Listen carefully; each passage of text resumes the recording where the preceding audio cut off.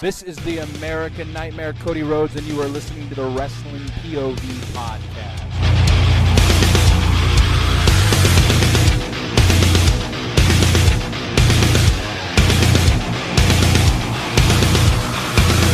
Hey guys, this is Hardcore Country Mickey James, and you are listening to Wrestling POV podcast. What's going on, folks? What's going on? What's up? What's up? up? Is that we're live on TikTok. Shit. Yeah. Yep. All right. We got a lot to cover this week, so. A whole lot. That we do. We got a lot to cover. We got two pay-per-views and A main event. a main event. Yes, Saturday night's main event. So, actually, before we start the show, there is a clip I want to play. And Rick, you sent this to me, and it was just about the whole Seth Rollins thing. Yeah. It's basically from Dave LaGreca from Busted Open Radio. And he actually made a good point. I tend to agree with him, but I'm not sure. But here's what he had to say. To me, that segment was a failure. That segment was a failure in everything that they did. With the Shield, did anybody have an individual entrance theme, or did they have the Shield had an entrance theme? Last night, they should have debuted the new entrance theme for whatever this group is going to be. Not continuing to use Seth Rollins' entrance theme. You didn't get any explanation from Seth at all why he's now friends with Bronson Reed. You got a little bit of it from Heyman, nothing from Seth. And Seth chased the hug with the crowd last night. Like, fuck, man. I want to pull my hair out talking about this shit. I really do, because it's right there to be hated. You're going up against CM Punk, who's the most loved wrestler on Monday Night Raw. Accept the hate. Accept it. Dave, being a WWE superstar trumps healer, baby. All right, so what do you guys think about that? That right there just shows you that WWE is getting out of touch with their fan base. Because honestly, I've been saying this about Seth Rollins for a long time, and this right here, it solidifies it. The music, we said it last week, like the fans are still cheering for you and singing your song. It doesn't really help Seth Rollins. In fact, it makes it worse for him because you're trying to be a heel. And yeah, he did try to switch it up. He called them idiots. He started singing their song and all that stuff. But at the end of the day, you didn't change anything. You didn't give this group an identity yet. Right. And now we got 3 members and Paul Heyman. And they even you have gave a no name explanation on why Bronson rejoined. Yeah. No, not even. What are we doing here? And then you got them looking like the secret Herbis. Like you copied Chelsea Green's whole look. No, I really don't understand. And something needs to get fixed. Yeah. And something needs to get fixed quickly. It's weird. Are we supposed to forget that Bronson Reed destroyed Seth with 6 tsunamis? That's it? What'd you say, Elio? I didn't hear you. Are we supposed to just forget that Bronson Reed destroyed Seth with 6 tsunamis? Exactly. Yeah, but not only that, it's just that Paul Heyman only did a small explanation on why Seth chose Bronson Reed. And it didn't make sense to me. Not at all. It's just like you're treating us like we're morons. And a lot of us are just accepting it. Yeah, okay, this is a cool group. Yeah, they did that. Oh, my God. No, do they even have a name yet? What's that? Do they even have a name? No, they don't. That's what I'm saying. What are we doing here? It just doesn't make sense. It's again, you're treating us like we're morons, and a lot of people are accepting it by singing his song and chanting his name and doing all this nonsense. It's just ridiculous. It's true. There he is. Yep. It's true. I have to agree with that because, I mean, Braun Breaker is supposed to be, I guess, the muscle The Terminator, or apparently. with the glasses. Mhm. And then you got Bronson Reed now, who's supposed to be the muscle again. I mean, it kind of doesn't make sense to have two of those guys be like that. Exactly. Yeah. No. So a name for this guys would be what? The I don't knows. At this point, it's going to get to the point where I don't care. I Yeah, don't. Sure. Right? I mean, agree he with keeps talking that. About he keeps talking about he's the vision for like the future. So I guess the vision. Really? You think that's No, the I'm vision? saying. No, I I'm get what you're saying- saying, Elio. I'm just Yeah. saying, ugh. I don't know. A lot of people are comparing them already to Evolution. No, well, And some Yeah. people are saying Shield. People are No. saying Shield too. It's like, oh my Worse. god, it's not even close.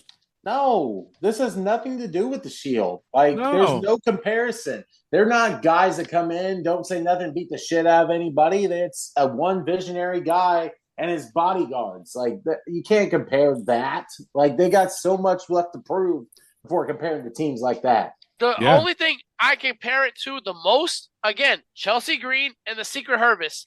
Mhm. Chelsea Green does all the Mhm. talking. The two moops stand in the back. Yep. Yeah, That's what it looks Yep. like. exactly. Yeah.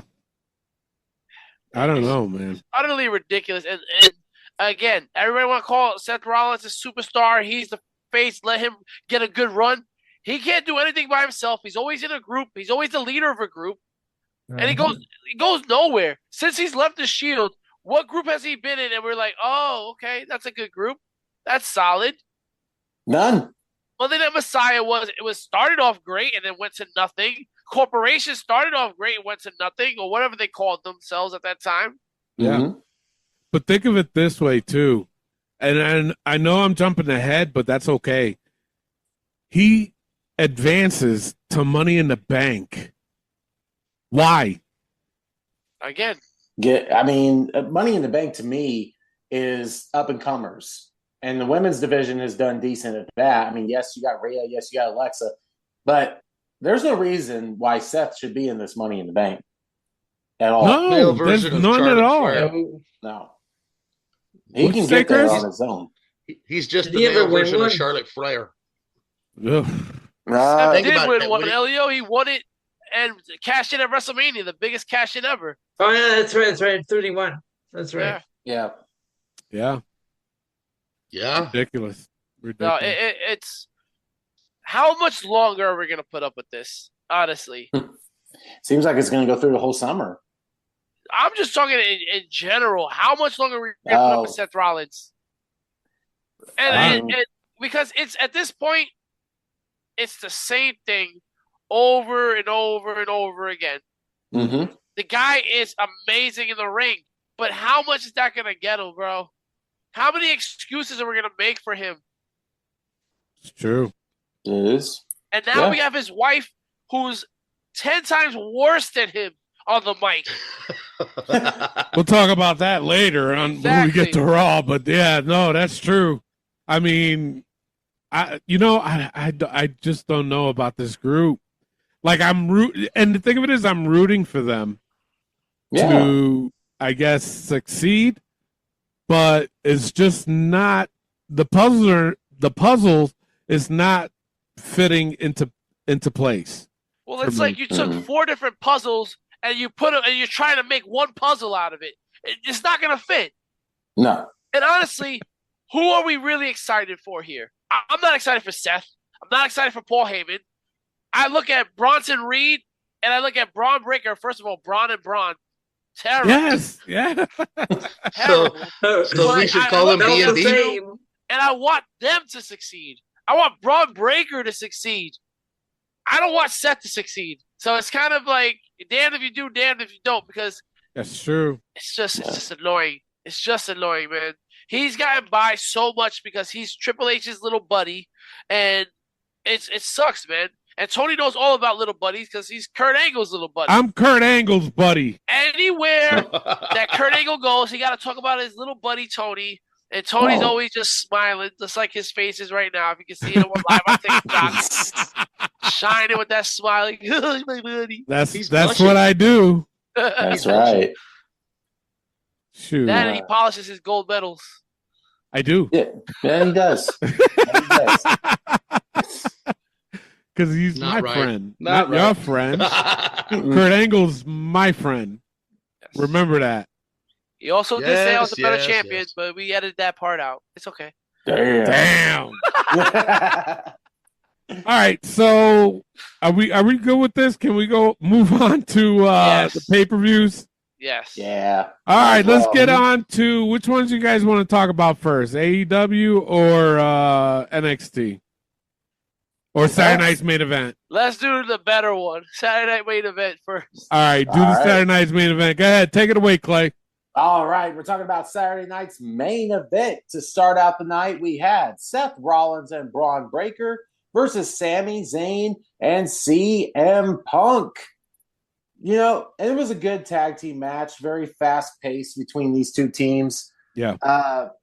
To me, it should have been more of a domination with Braun Strowman. Wow. Braun Damn, what the hell are you coming from with that? There's so many So many fucking Brauns. Brauns, you can't, it's hard to get confused on all of them. You know what I'm saying? It's this way. Uh-huh.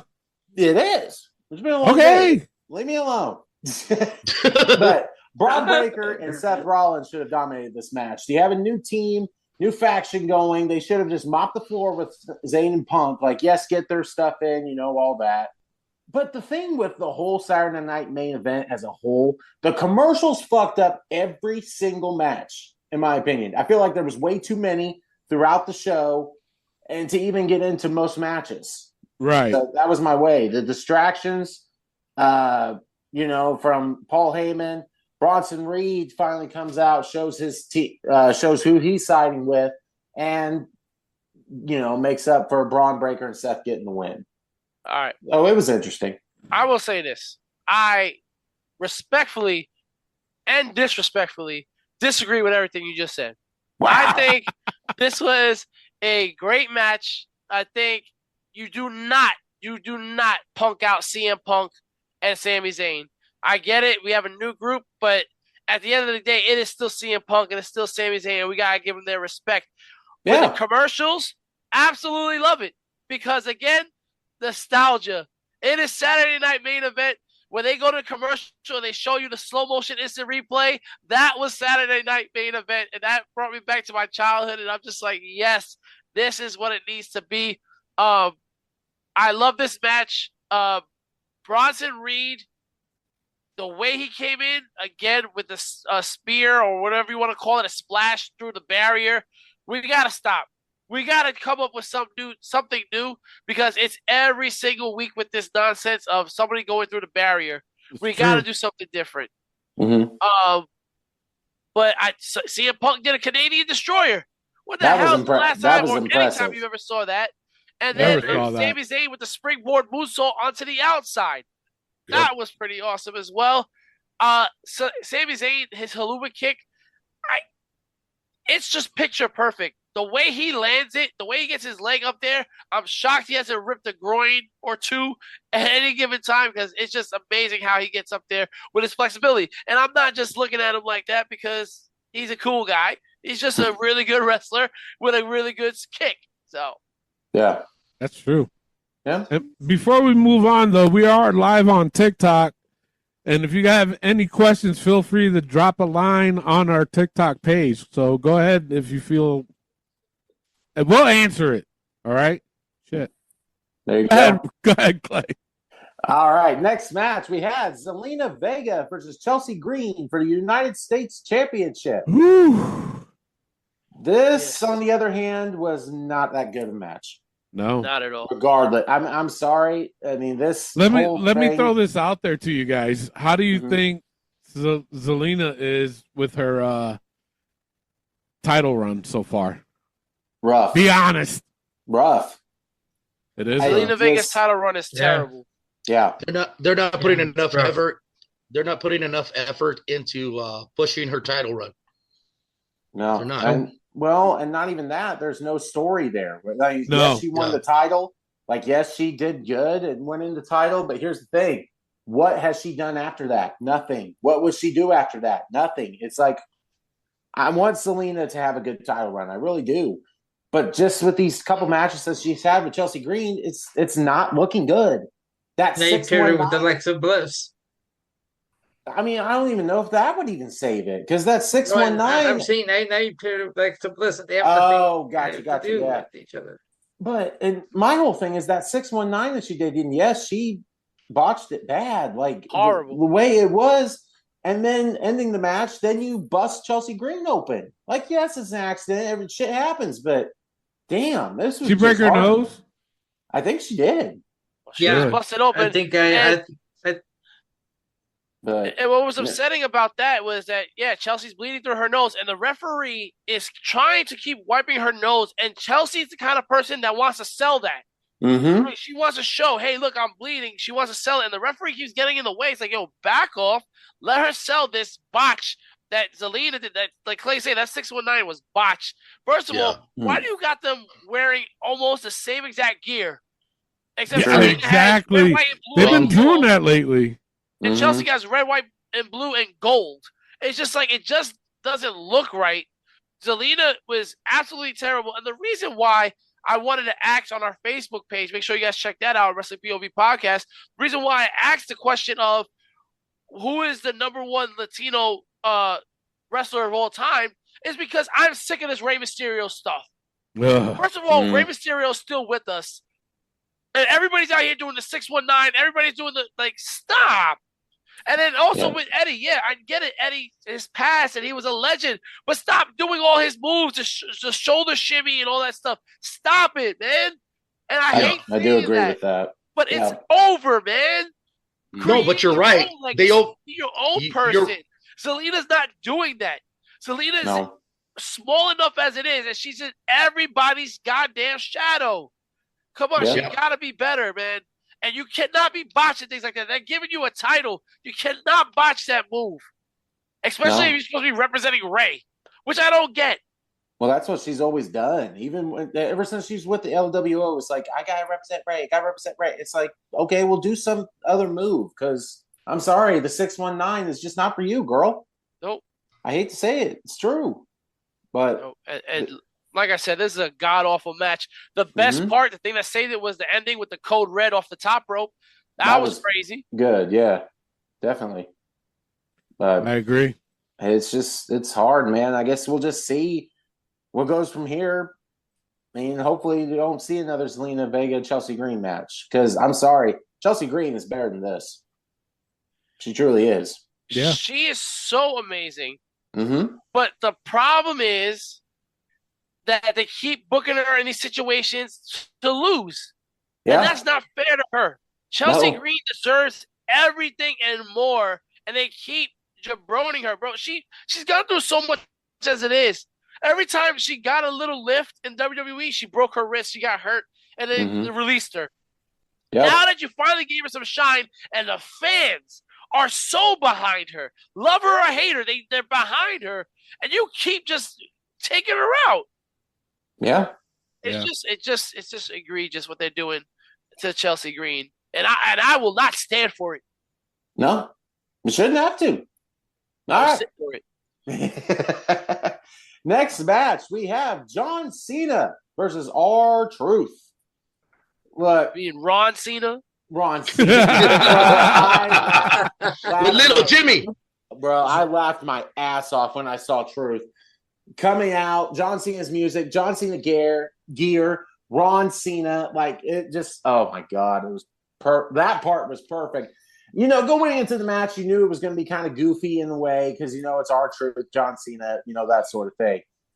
The gear was funny. It was a good laugh. The match itself wasn't good at all either. I hate to say it. It's just that. It was a good, you know, comic moment there where John then beats Truth and goes on with the way. So well, let me ask you this question now. Mm-hmm. Was John Cena versus Ron Cena better than Zelina and Chelsea? Yes, Exactly, Yeah. right? it was. So like I feel like John Cena and R-Truth did what they were supposed to do.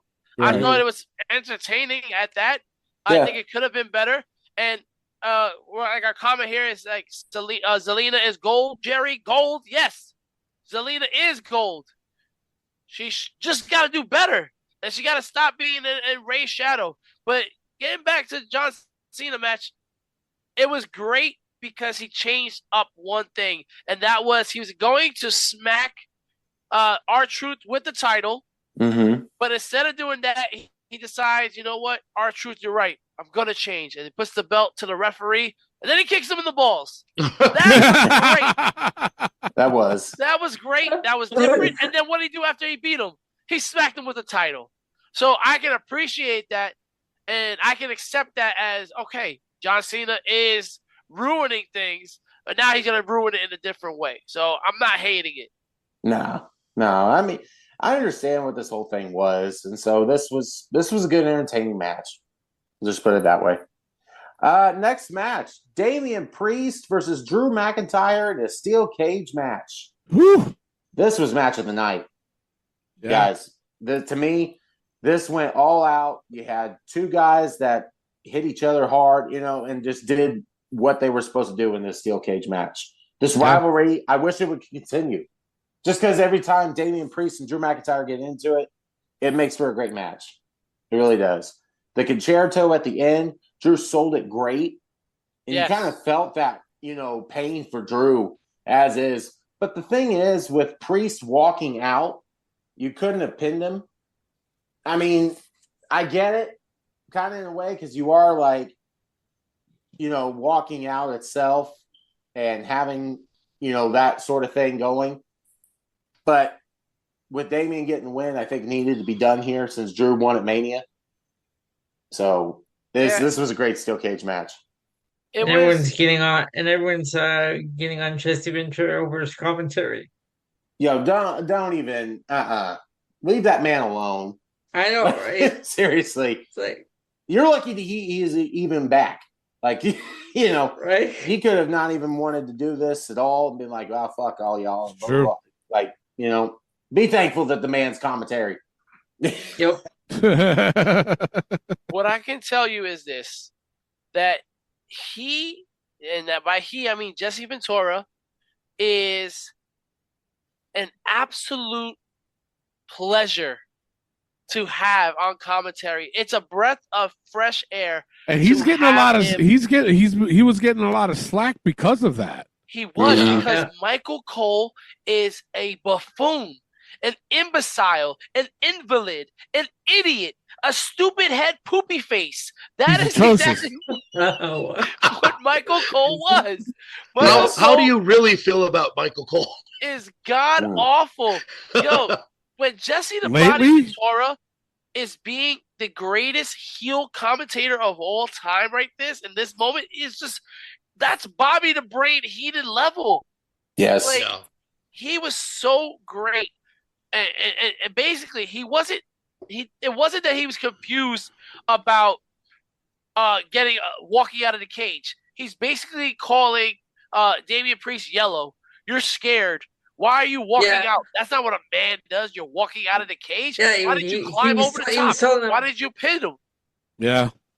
right there. He was telling them, why are you walking out the door? That's the lazy way. It Exactly. would have been meant more if he went over the top.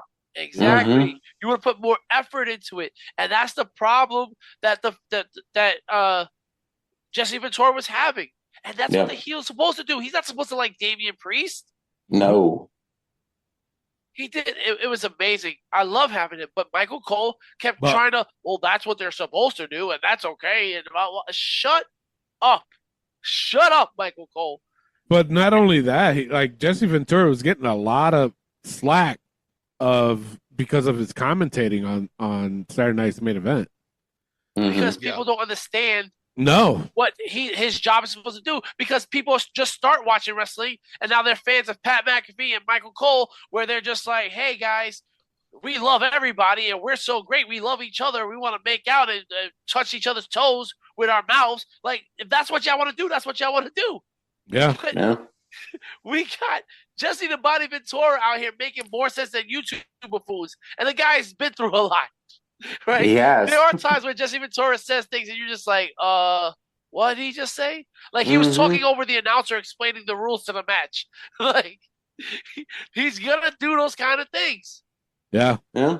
And the thing of it is that act like he's the old guy, just ridiculous. Yeah, and the thing of it is they don't like if you don't know who Jesse Ventura is when he was doing commentating back in the day, Christ, yes. then you wouldn't understand what he was trying to do on the current day of Saturday night's main event.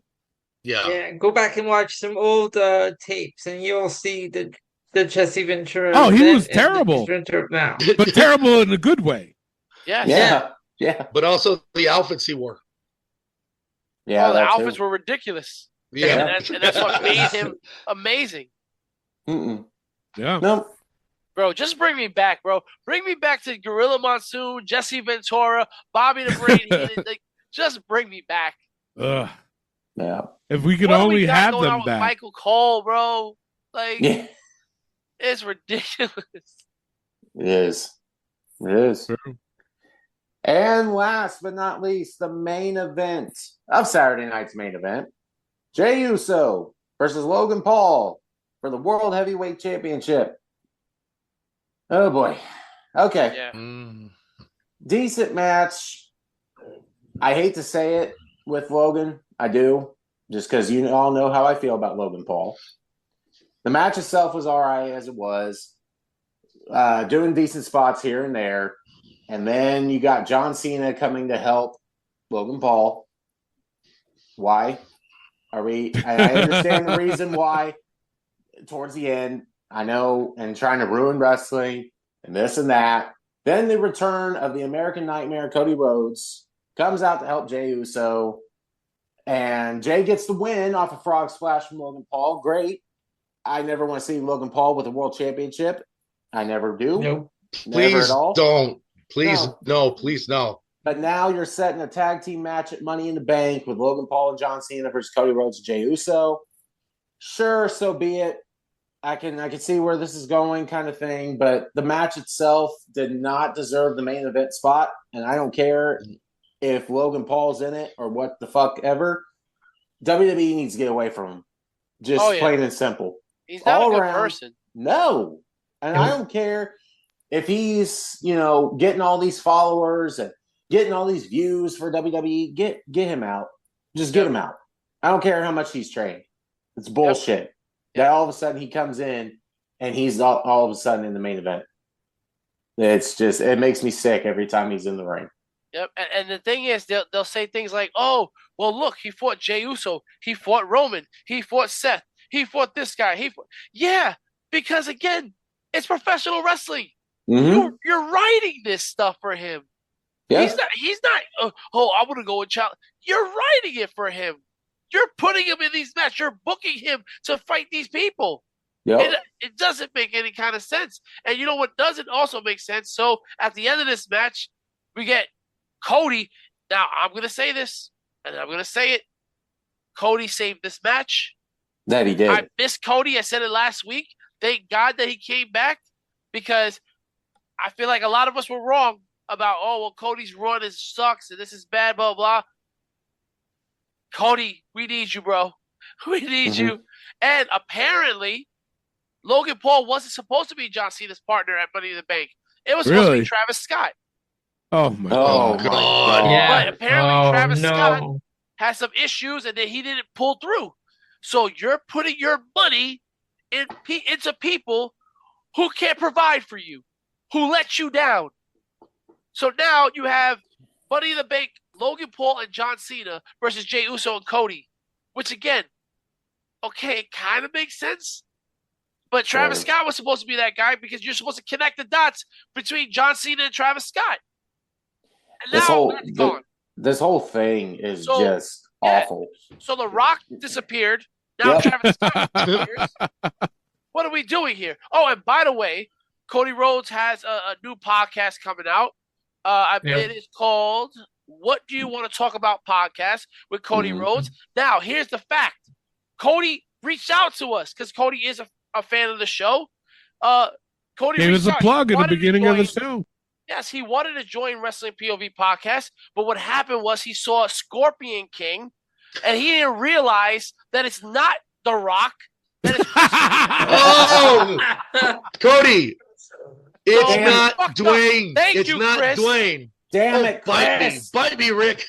fucking Chris just cost us Cody Rhodes. Right? He could've Jesus, been on this Chris. podcast. Now he got his own podcast. Cody, if you look at the videos of the show, you'll know it's not Dwayne. It's not The Rock. You look nothing like him. No, just another No. bald-headed guy, man. Come on. Wait, hold on a second. I ain't bald headed no more. There you go. I got There you hair. go. Got some scruffle. Yeah. I Bro, feel that man. same So, yeah, shit. so Cody And you went and did his own thing. Can't blame him. But it was the wrong Scorpion King, man. The wrong Scorpion King. Damn. What are we doing? Unbelievable. I don't know what we're doing. Right? But overall, Saturday night's main event Mhm. was an excellent show. That I was, thought, yeah, we had a crappy match, but you always have a crappy match. Yeah. Yeah. I thought it was a All right. really good show. I would have loved to see a tag team match instead of that Zelina match. No predictable show. That was bad. Although it was a predictable show, though. It was. That was Yeah. bad. Yeah. So speaking of Saturday night's main event, what do you overalls? What do you guys give it? I'll give it a B. Really? Mm-hmm. All I'll right, give it a Rick. B. I'm gonna go B minus. B minus. I'm gonna go B minus also. Elio. B minus. Chris. B minus. Wow. All right. Right. Whatever. Damn. Don't agree with me or nothing. Jeez. Nope. Odd man out. Yeah, well, that's how I do. It's all right. All right, let's get right into AE. You want to go AEW or NXT? I'll make. Let's you go guys choose. AEW. Yeah. All right, AEW. Go ahead. Yeah. All right. Now we got for AEW Double or Nothing. To start out the show, Mercedes Moné versus Jamie Hayter in the Owen Hart Women's Finals. Ugh. This was a damn good match. It really was. And the thing of it was, they had two that go at it real well in the ring, got good chemistry with it, back and forth throughout this whole thing. And it was fun for that. Like, you know, and I always critique Mercedes about how she is as a person, how she is, you know, outside and inside the ring, you know, that sort of thing. But the girl can wrestle. Yep. And I've never said that she couldn't. Never said that, you know, and that was the thing. This was a damn good match. And you kind of knew the outcome of what was going to happen here. As But- usual. Well, yeah. But and Mercedes gets the win, goes against Tony Storm at All In Texas. Sure, that's going to be a great match. Yeah. It's gonna be an amazing match. Yeah, That's yeah. what we've all been wanting to see. And that's honestly what I'm looking forward to. And Jamie Hayter put on a hell of a match. Mercedes got the win, and that's all there is to it. See It that was one a great spot start. where the one spot where Jimmy hit her head. Oh yeah, she dropped it right on her head. Yeah. Yep. Yeah. I have to go back and listen because if you go back and watch it, you can actually hear her head hit. Oh yeah. Oh, yeah. That's what heads do. They make noises when they hit something hard. I had to go back and hear that. I was like, wait a minute. Well, let me ask you, Clay. Yes. Personally, personality-wise, when it comes to Mercedes Moné, would you rather deal with her, or would you rather deal with someone like Seth Rollins? Ugh. Ooh. I'd rather deal with That's- Seth Rollins. I'd rather deal with Seth. I really would. The thing is with me is I respect when people stand by their guns and stay strong on what they believe in. For me, I can't. Right. I don't respect Seth personally because Why?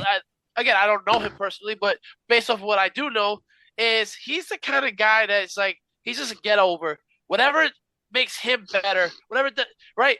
So when like somebody like Mercedes fights for her what she believes in, it's a bad thing. Yeah.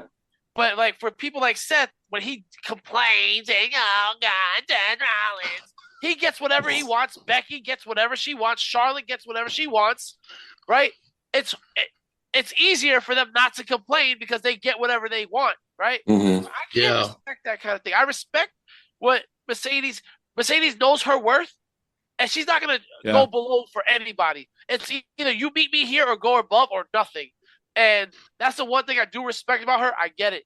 The way she went about it, not the smartest way to do things, not the respectable way to do things. But at the end of the day, like Tony's always said, the wrestling business, you go in for business for yourself because ain't nobody going to have your back like you.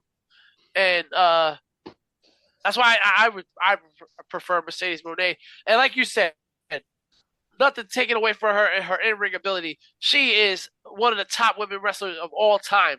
And she continues to deliver. I cannot wait for Toni Storm and Mercedes Moné because what are they going to do? And right now, you cannot drop this ball. You got to hold on to this, and you got to do something, and you got to deliver. So please, AEW, do not drop this. Do the right thing with this match. Deliver. Right.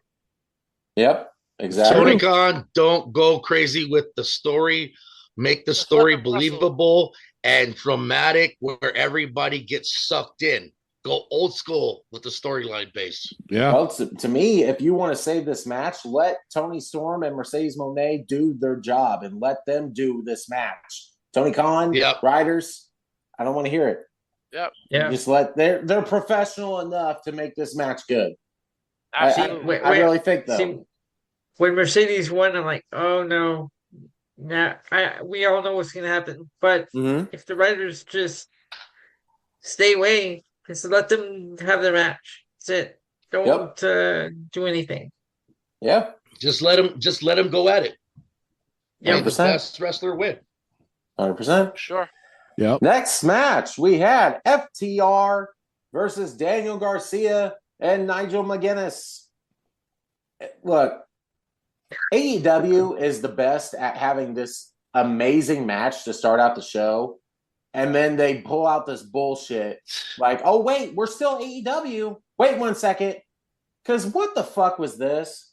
They did the same thing with the Tony Schiavone. Tony, don't. Yep. This was the Wish version of what WWE was doing. Yep. As Tony Schiavone was playing Michael Cole, Pat McAfee was played by Nigel McGuinness. It's like, wait a minute, what are we doing? It's the same exact storyline with FTR getting the upper hand with Nigel. Nigel having some good shots here and there, but what did he do? And Daniel Garcia, the same thing. It's like, yes, it was a tag team match instead of a singles, but this was almost the same storyline as before. And then you have this whole thing with and the other thing was Stokely. The camera was on Stokely way too freaking much during this match. And I can't stand him as a manager. When he was in WWE, when he was in AEW, anywhere else, he is probably, to me, the worst manager in wrestling history.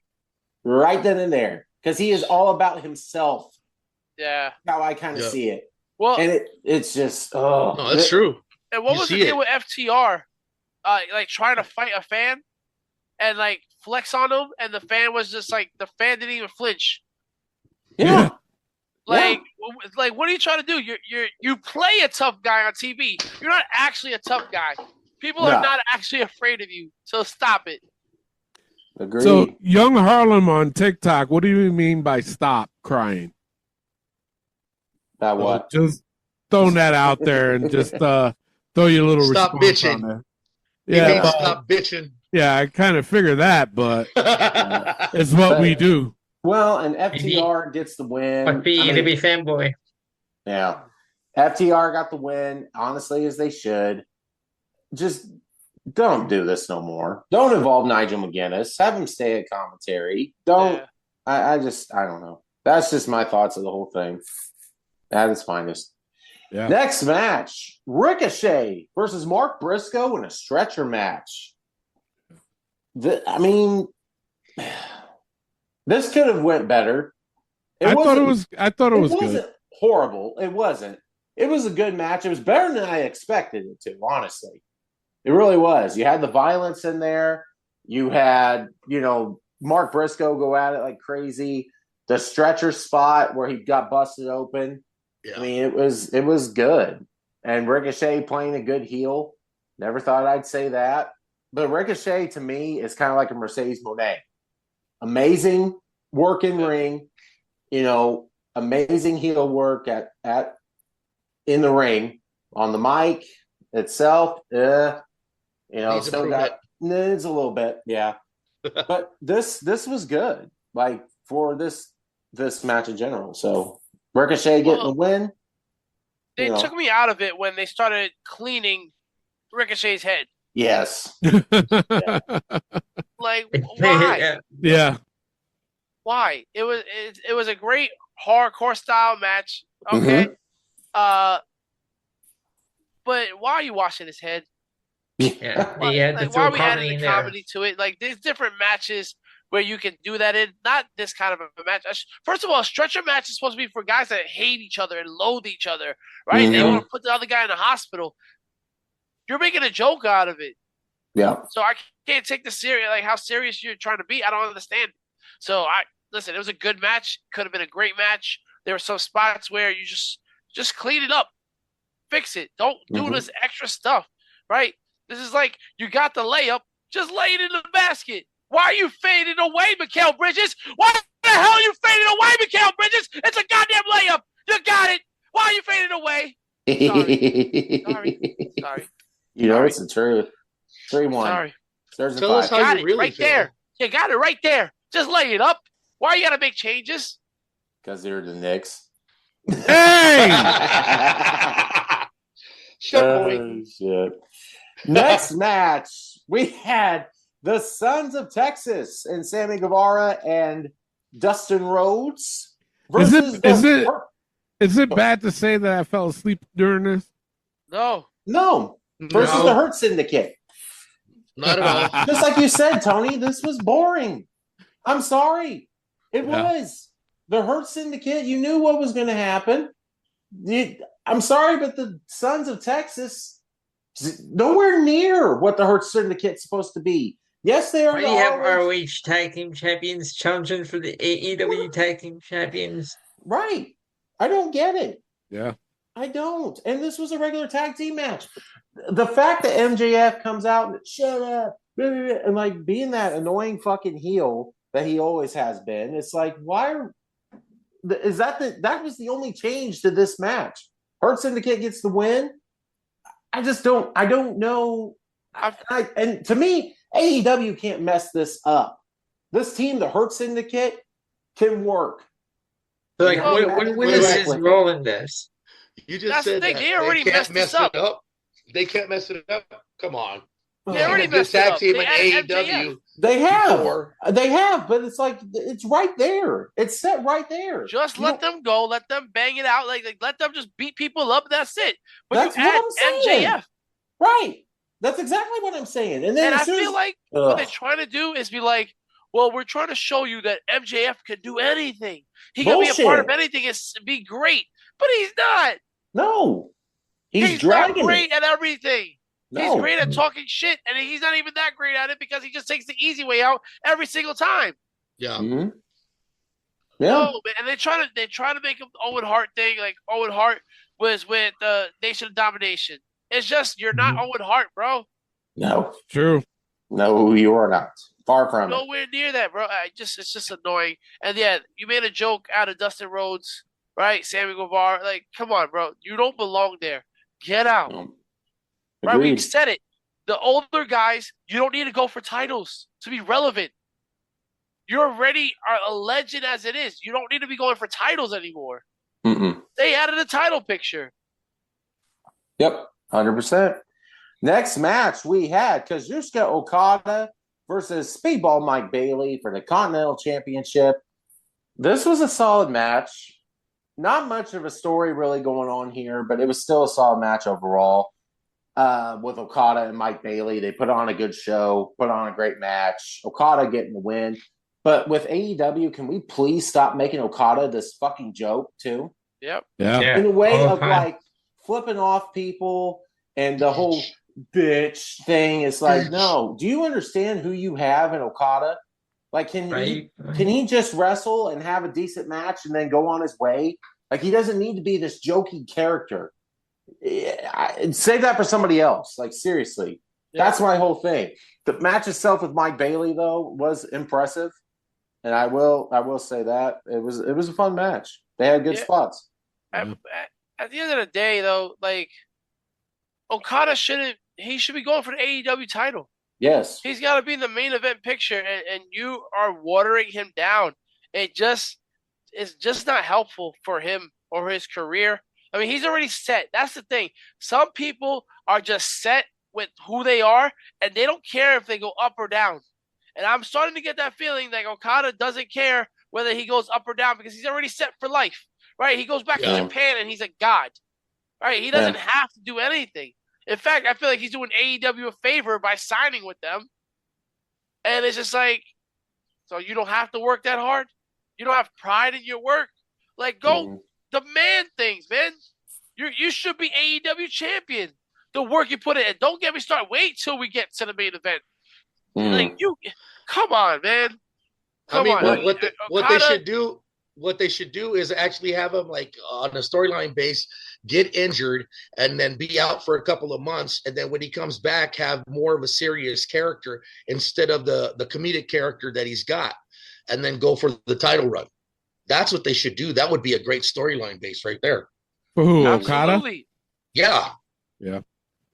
Or the simplest thing to do is have Kenny Omega literally slap him in the face. It's like, yo, you're Okada, bro.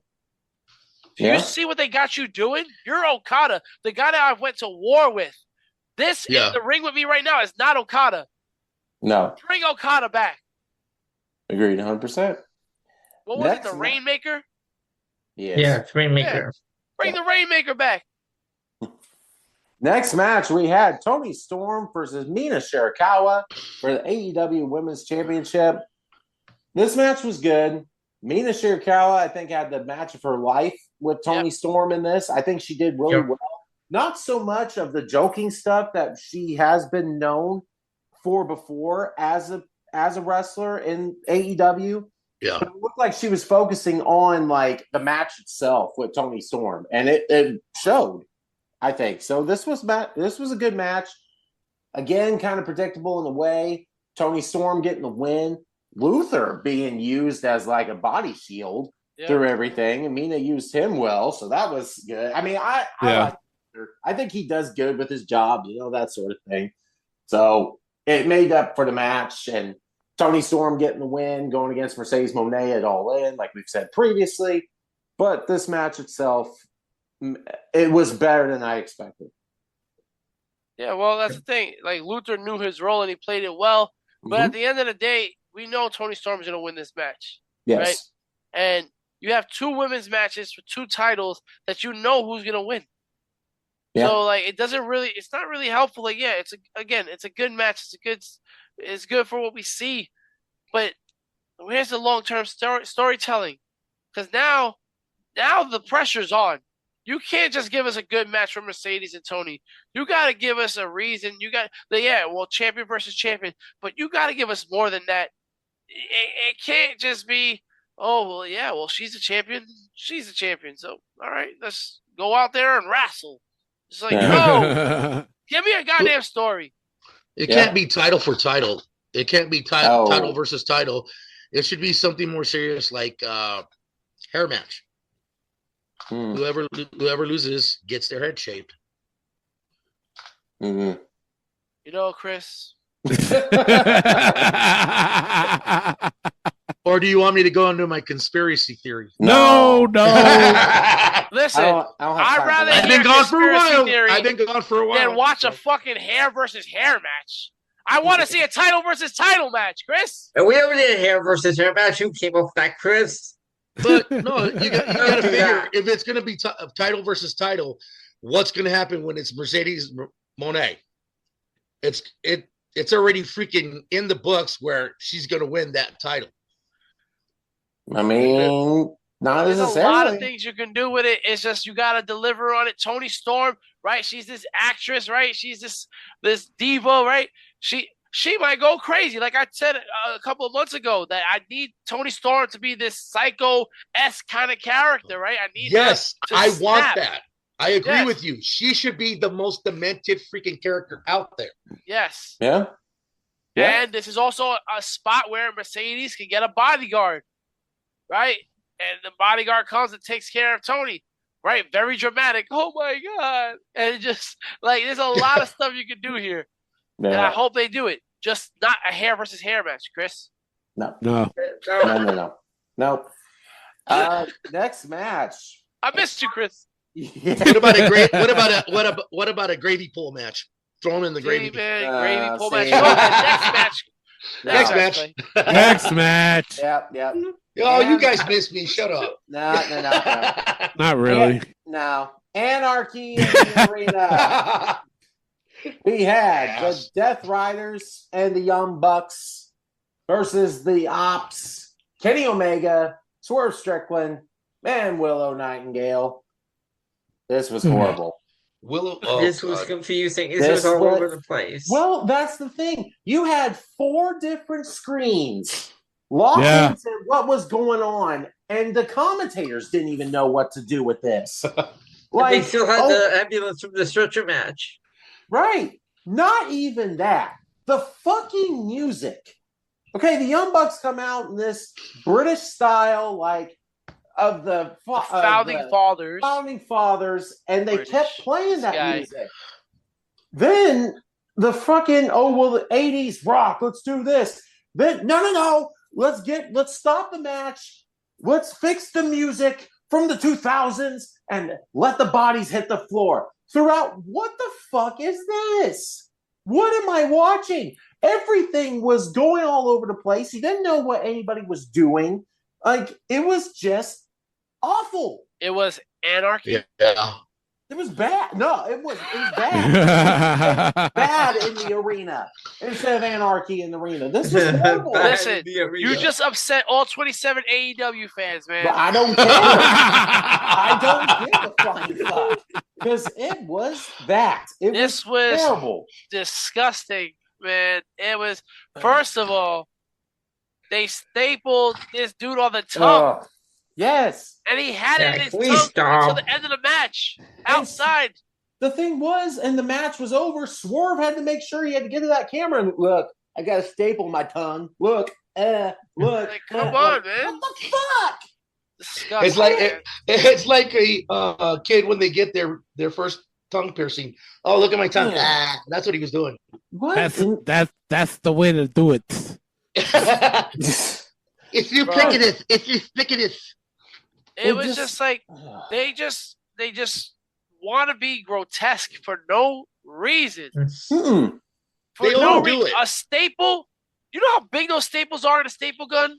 Mm-hmm. They're huge and they're thick. And Yeah. it's in the middle of your tongue right now. Tongue and your head and your arms, and it's like, what? Your balls. Like, what are you doing? No, this just was dumb all around. The ear with the lock. Yeah. Oh yeah. Well, God. Just think about how this sounds right now. How we're describing this. If somebody doesn't have the video feed and they're just listening. Yeah. Well, that's how it was. Nasty. Nasty. Welcome to the show. Welcome to the show, guys. And then you have everybody's waiting for somebody to flip on them. Yo, we got to do better. And WWE got to do better with this, too, where the guy climbs this big, high structure, and then everybody, he's going to jump on us. And then Moxley doesn't even get hit, but he falls down. And what are we doing? Yeah. What are we doing? And then you have, what was it? The empty road boxes, like those heavy boxes are empty. Like we were cardboard. stupid. Stupid. Yep. Stupid. Exploding tables. Empty speaker. What the? A speaker got wires and everything. We got an empty speaker box. Yeah.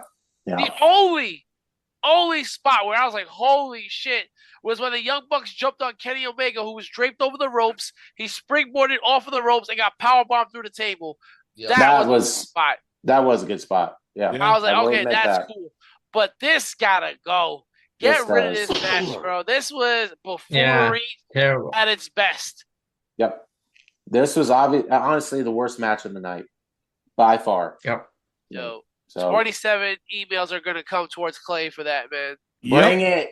Because Bring it. AEW fans are saying this was the best Anarchy in the Arena match of all time. Well, you know what? Shit is still shit. Okay? It doesn't matter how good it was. It's still shit. And let me just say, if this was in WWE, I would say the same exact thing as I'm saying now. I am not biased towards WWE or AEW in any way, shape, or form. It's and shit. I will say this. Tony is probably the best one to answer this question. Tony, once upon a time, you were questioning TNA when they had the whole Matt Hardy thing, right? What was it? Broken what was that Matt? match called? The what? The match that Matt Hardy had? What, the Hardy compound match? The Hardy compound match. Mm-hmm. This is very similar. But it just felt like the Hardys one was a little bit better than this. More structured, I guess. Yeah, I agree. So it's just like, and that was already chaotic as it was. Now you have this Anarchy. It's just like, it's herky-jerky shit, bro. Like save that shit for your bingo halls, man. What threw me off was the fact that they had 4 screens. Yes. To try to make you see everything that was going on, and the commentators didn't even know what to do. Nope. They didn't know what to say. It was like, Jesus, it was so confusing. It was bad. Well, the saying goes, you can't polish a turd. Mm-hmm. Well, you get a rock. True. Nothing. No. Nah. Next match, we got the Paragon versus the Don Callis family with Kyle Fletcher, Konosuke Takeshita, and Josh Alexander. What are we doing? What is?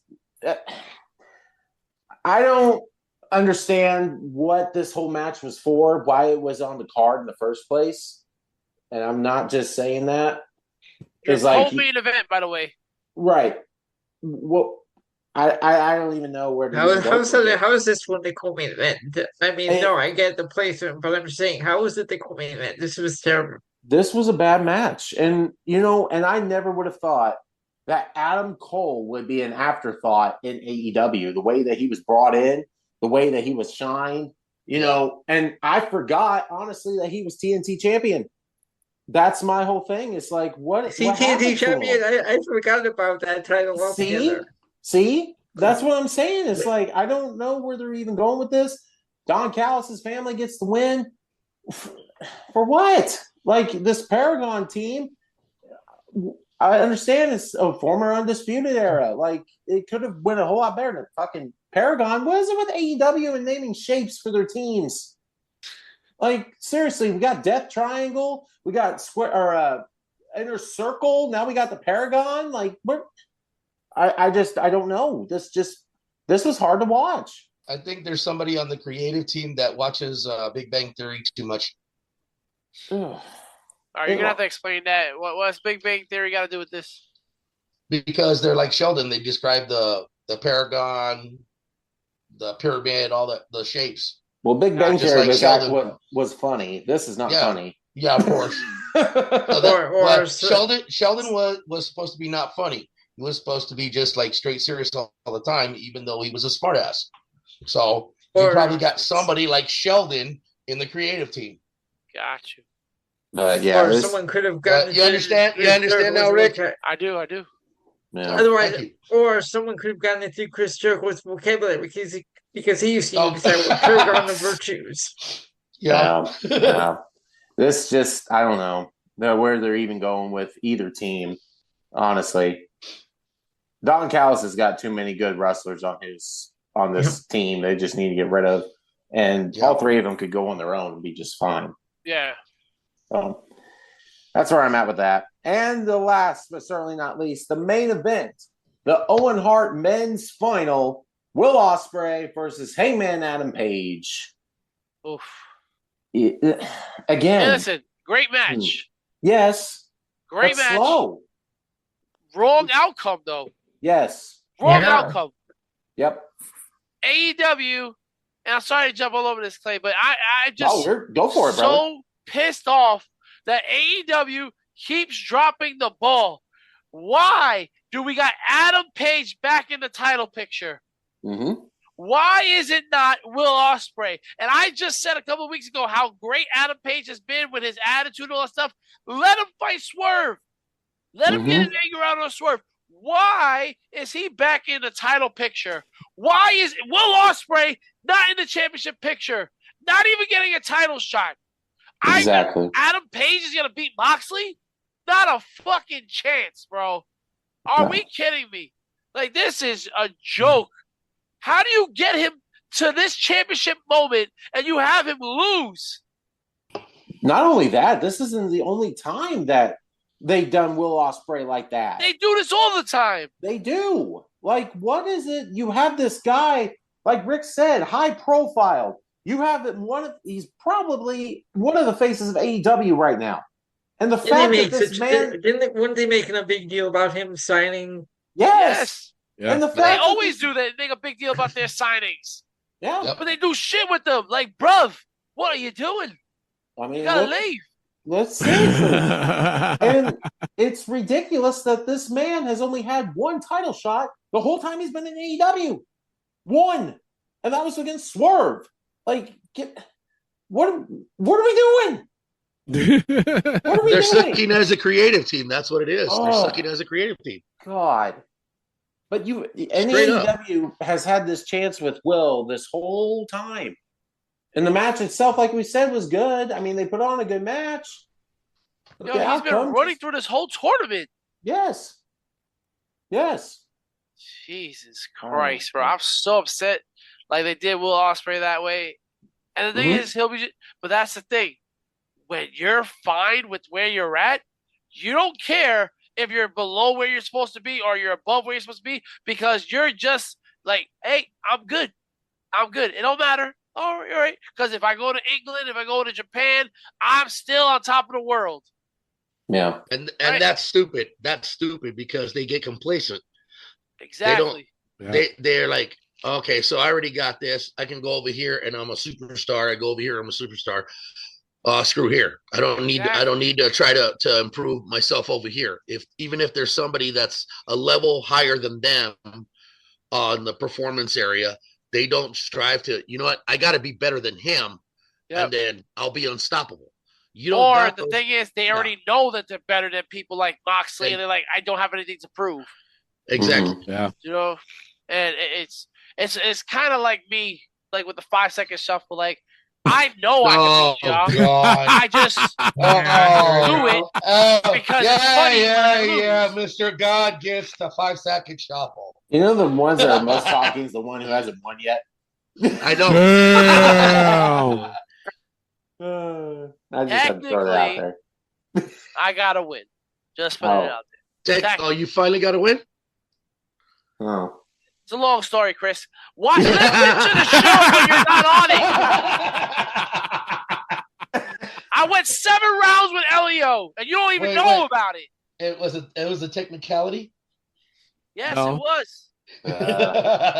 Man. Stop being In fact, so it's a technical. conspiracy, but we're not going to go into it. Whoa! Hey, come on. Yeah.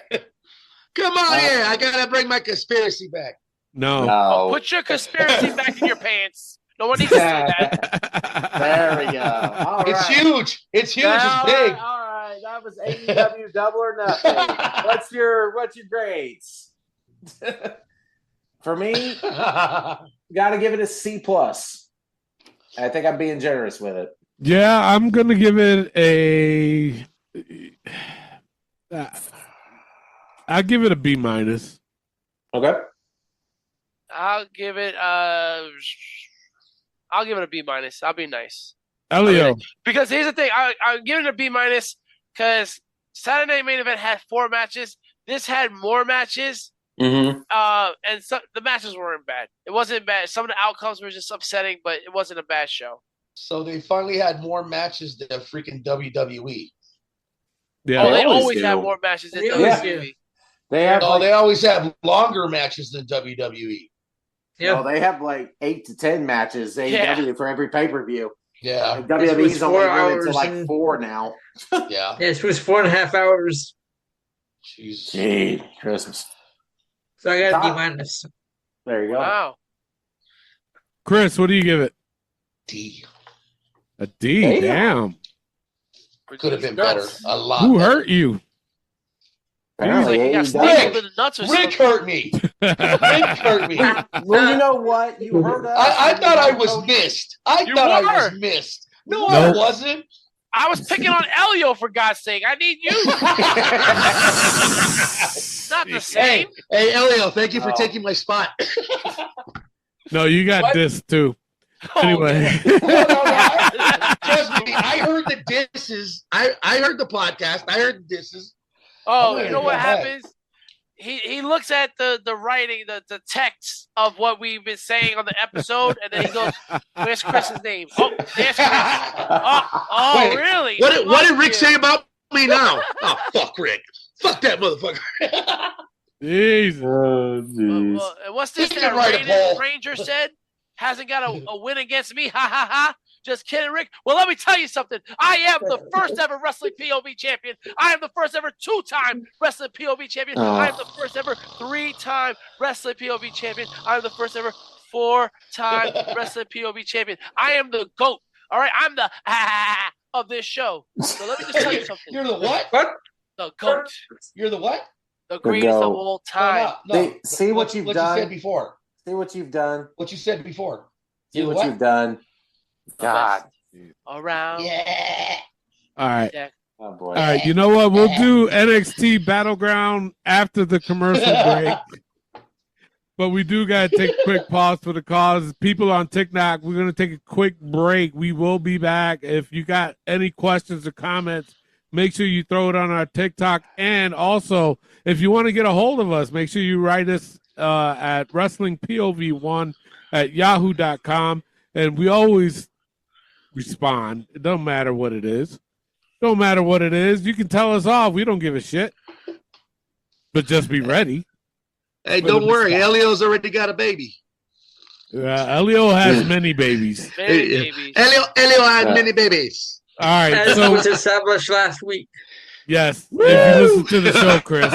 With that being said, it's time to take a quick pause for the cause. And when we come back, we got This Week in Wrestling and NXT Battleground. Hey, this is your Olympic hero, Kurt Angle.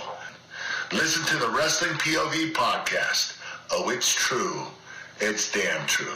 Hi, I'm WWE superstar Charlotte Flair, also known as the Queen, and listen to Wrestling POV podcast and always do it with Flair. Woo! What's up, wrestling fans? It is yours truly, Ruby Soho, and you're listening to Wrestling POV Podcast with the man, Tony Diaz. And we're back getting playing Wrestling POV every Friday on iTunes, Spotify, Podbean, iHeartRadio, TuneIn Radio, Pandora, and Amazon Music. And now, Tony, it's time to get into Battleground and This Week in Wrestling. All right, let's get right to it. NXT Battleground. Clay, take it away. All right, now we're talking about NXT Battleground. To start off the night, we had Kalani Jordan versus Sol Ruka for the Women's North American Championship. This was an awesome match. Yes. This was a good match. Was. From This was a start great match. to finish, the athleticism in this whole thing was on point. These women put on a great show. Sol Ruka, I have said before, I don't get the character, but I am slowly starting to love her as a wrestler and everything. She puts on great matches. That finisher that she does, though, my goodness, that was Soul on point. Snatcher. Off the Yes. snatcher. I love that move. Yes, and it was great. She retains the title, and this was just all around just a great match to start NXT Battleground. Now, I will say this. Mhm. This felt like an AEW match. Yeah. Watching this match. Why you say Are that? you kidding me?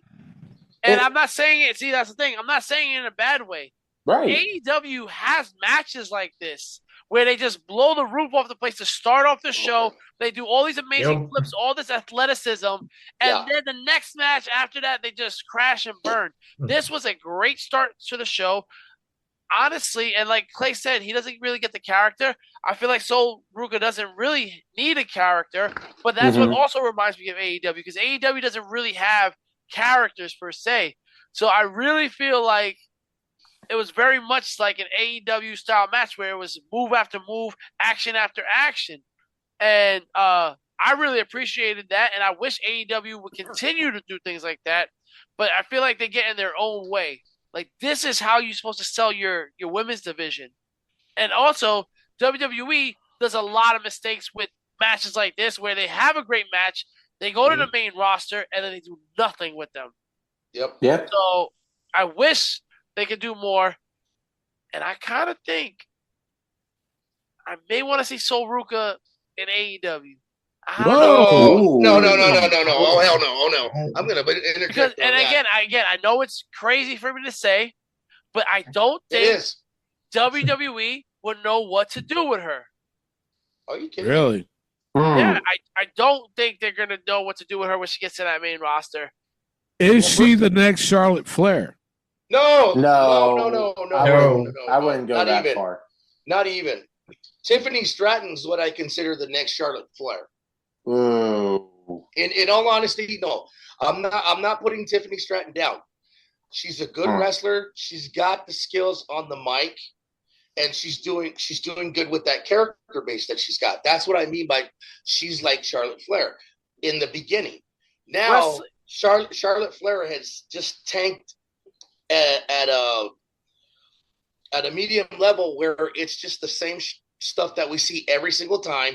She gets injured, she comes back, wins title, and then it's the same old thing. She needs a title to like prove that she's worth anything instead of just continuing to develop her character or her wrestling. Right. But then you got Sol Ruka. Sol Ruka, if you don't understand her character, Sol Ruka is a surfer. She's a surfer chick. Yeah. Yep. Straight up. She does a move where she's surfing on the person's back. Soul Snatcher? Come on. I really do miss Chris with his explanation for the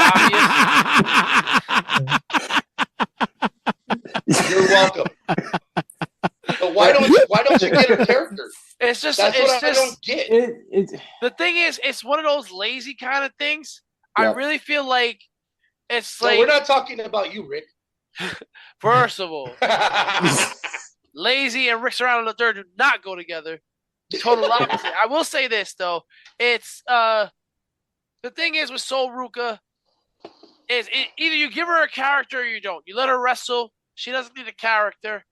It just feels lazy. You don't think what she's doing right now is a character? It is. It's just not. I think it is.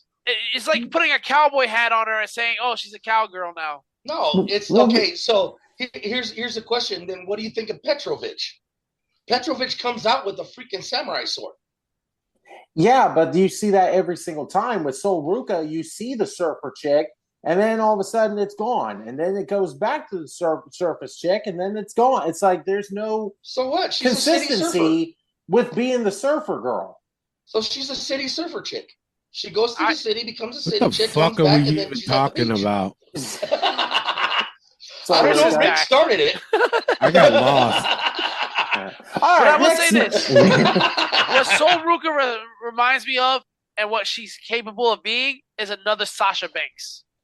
When it comes to not even. Again, yeah, I'm not talking about Sasha's character. I'm talking about Sasha's in-ring ability, and like she could build that up to that level. Sasha, listen, say what you will. Sasha Banks and Bayley were running the women's division when it came to technical wrestling for a very long time. I would believe more Bayley with Sol Ruka than Sasha Banks. But Sasha could do more in the ring than Bayley at one point. Bayley is a more technical wrestler, and you have Sasha Banks, who has more of a luchador inside of her, right? So that's what I'm saying when I say that kind of thing. And I would love that for Sol Ruka because, listen, Sasha Banks was on top of the world. So if they could do that for her, I would love it. But again, she got to find some kind of character, a character that can stick. Yep. All right.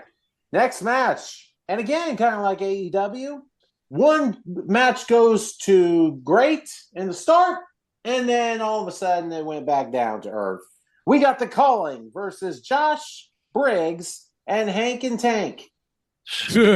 Speaking of bad characters, what the fuck is a Hank and Tank and Josh Briggs? What the fuck is that? This was bad. This was bad. This is terrible. Like, here's my thing. Sean Spears comes back to NXT, goes through this whole thing, has this team, the Calling, which, whatever, sure, and he loses everything. The title, all that stuff. Like, bro, what are we doing? What are we doing with Sean Spears? Is this the reason why he left AEW? To be buried like this? It's like, man. And they hyped up that return so much that we were even thinking that was originally going to go out, and it turned out that it wasn't. Yeah. It wasn't that good of a match. There wasn't really anything going into it. And Hank and Tank as this tag team champions to take off Fraxium blew my mind from the start. And now this team's supposed to be legit. I don't see it. Yeah. And like Tony always says, I feel like Josh Briggs is playing wrestler. Yes. Yeah. Right? Yeah, I Acting agree. like a wrestler, and it just doesn't. And I had to look this up because I was like, what the hell is a culling? So, culling means reduction of a wild animal population by selective slaughter, which I think is kind of badass, right? Because like you're selecting who you're going to slaughter, except you lost. And Josh Briggs. Yeah. So instead of him slaughtering, he got slaughtered. Yeah. And the tag team partner of Josh Briggs before, the Yoshiki Inamura, comes back, joins him again. Okay. Now we're just going to have this. And it's like, I don't even know where they're going from here. Yeah. So why was this match even on the card when you could have had, Ricochet versus Ethan Page for the North American title? Instead, you had it on NXT regularly. Like, I don't know. They could have done not Ricochet, more. Ricky Saints. Or Ricky Saints. God. Ricky not Saints. All us Ricks are the same, Clay. I know. Just like not, damn. Not they like don't look alike, Clay. Not like all the bronze either. So there you go. But yeah, this is what it is. Next match. Yes. We had Channing Stacks Lorenzo versus Tony D'Angelo. Again, did we care? No. Not even. No. Just the story itself. It's like, yes, he's going to take over the Don's plans. So he's got to take him out. And it's like, wait a minute. No, you threw this whole thing in a 3-week story, and then all of a sudden now they're going to wrestle. It's like, there was no build up to this. So it's like Luca's supposed to be a heel now? I guess. But then he goes into the hug for Tony after the match, and Stacks gets the win. Then he shoves him off. It's like, okay, what are we doing with this whole thing? Stacks Lorenzo gets the win. This match was okay. I wasn't going to say it's terrible because it still worked well. The chemistry supposedly was supposed to be there, but it didn't really show. I don't know. I just wasn't a fan of this match. No, absolutely not. No. I wasn't. No. All right, that's it.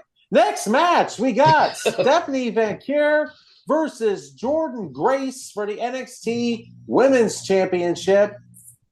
Just like how Will Ospreay has done it in AEW, Jordan Grace has done that in NXT. Yep. I feel like at this point. Yep. And this match was good. Like, the chemistry was there with Jordan and Stephanie. The match was doing well itself. Stephanie wins. Why couldn't we get Jordan Grace a chance to hold that NXT championship? Especially after what happened on NXT. Yes. Yeah, and we'll go over that later also. But I honestly want to look Shawn Michaels in the eye, and I know that's difficult for him to do, but I really would love to look Shawn Michaels in the eye and be like, what are you doing? Mm-hmm. How did you come up with this? And who did you tell this to and said, yes, we're going to let her beat Jordan Grace. This is going to drop it on NXT to some who? Mm-hmm. Who? Yeah. No. Exactly. What? Mm-hmm. You knew she was going to lose the title, and you chose, no, not Jordan Grace. We're going to give it to who? Who doesn't deserve that? No. Yeah. Exactly. Are we ridiculous? By Jordan far. Grace deserves better. Yeah, she does. And this match was good. It was. Yeah. I don't get it. But I truly don't. I feel like what happened on NXT takes away from this match. Absolutely. Like, what was the point of the match? It was a good match, and then all of a sudden, I watched NXT, and the match said, And I'm like, I shouldn't be able to do that, but I'm going to do it because Jordan Grace shouldn't have lost if you were going to do that. Now, here's the thing, though. What if the case, if she won, had that day reign, and then shit happened on NXT? No, you can't do that either. No. That's even worse. That is a lot worse. Yep. Ugh, I couldn't even imagine. Let's get Marty Jannetty. Like, I ain't doing it right. Oh, Lord. Well, I couldn't imagine it being any worse, but, anyway. Yeah, it could have been worse. Yeah, you throw that in there. Yeah. Anyway, yes. Next match, we had Oba Femi versus Miles Bourne for the NXT World Championship. I am not saying any more bad things about Mr. Miles Bourne. So I hope not. Say that. No, I'm not. I will forbid it. Anyway, this match was good. And here's my thing. Miles showed up real well in this match. It showed that you could hang with Oba Femi. Like, yes, it was at times where Oba was dominating, as he should, with Miles Bourne, but it showed that he could keep up with this. Yeah. So I was impressed with what he did. You knew he wasn't going to win the NXT title. You knew that Oba Femi was going to get for it, but you know what? It was all right. So a solid match here. I wasn't going to say it's great, but Oba Femi retains. Move on. But the thing is, like you said, predictable matches. It was. They shouldn't be on a pay-per-view. Nope. A predictable title match should not be on a pay-per-view. Yeah. And I'm sure Miles Bourne got an earful. Mm-hmm. I'm sure he did. Yeah. I agree. You're an asshole. You are so what? It took me a second. I didn't see anything. I'm looking at Clayton. I'm looking at Rick. I'm like, it was wait a minute. It was that awkward silence. Yeah, I told you I'm not saying no more. I've said way too much. And I need you to leave that silence in a little bit. Don't put it all, but just give it a little bit so that people will be like, got it. He did it again. Hey, oops, I did it again. All right. Whoa. Yeah. Don't make fun of Brittany. All right, here we go. Leave Brittany alone. Leave Brittany alone. Oh, God. All right. The main event was for the TNA World Heavyweight Championship. Joe Hendry versus Trick Williams. Oh, boy. Yeah. Listen, I want to hear it, Clay. What are your thoughts on this match? Because we know how you feel about Joe Hendry. I do. And it was just that. It was an average Joe match. Damn. Wow. Jesus. In my opinion, it really was. It was nothing to go home about. Honestly, I understand why it was the main event. You had the TNA World Heavyweight Championship. First time ever defended on NXT. Cool. So be it. Like, the way that Trick and Joe, and I'm not just saying that because I don't like Joe, it didn't mesh to me. Like, they didn't have this spectacular match, like, that should have went all over the place, should have, had a main event feel. Because to me, it didn't feel like it. Right. It was just that. It was just average. And I'm not just saying that because average Joe Hendry and that stupid fucking rap song that Trick Williams tried to portray. But with Trick winning the TNA World Title, what I don't understand. Like, Joe Hendry, yes, I can't stand him as a wrestler. Yes, I can't stand him as a character. But he's on cloud 9 right now with these fans. He is the face of TNA. Yes. And to get that off of him and have Trick Williams win it, It's like, what are you guys Of all doing? the fucking guys, in Trick NXT? Williams. See what I'm trying to Who's say? supposed to be the first to challenge him now? Well, they're saying Nick Namath. No. Because Nick Namath was pissed at Joe Hendry. No, it's Santana. Oh. Yeah, it'd be Santana. Yeah. But I think Nick Namath's going to go after Joe Hendry because he was pissed off that Joe lost the TNA title. But Santana, I just see that Santana is going to. But again, Trick Williams sucks, bro. Mm-hmm. He sucks. And an average Joe match is because of Trick Williams. This is your show. I wasn't just saying all. I wasn't saying all just Joe. No, I know. That's what I'm saying. It's just like, right. But now, and again, WWE playing this bully. How are you coming onto my show with your title and you lose? What does that say for your roster? What does that say for your company? Oh, you can't play ball here. Jordan Grace, you can't play ball here. Come on, man.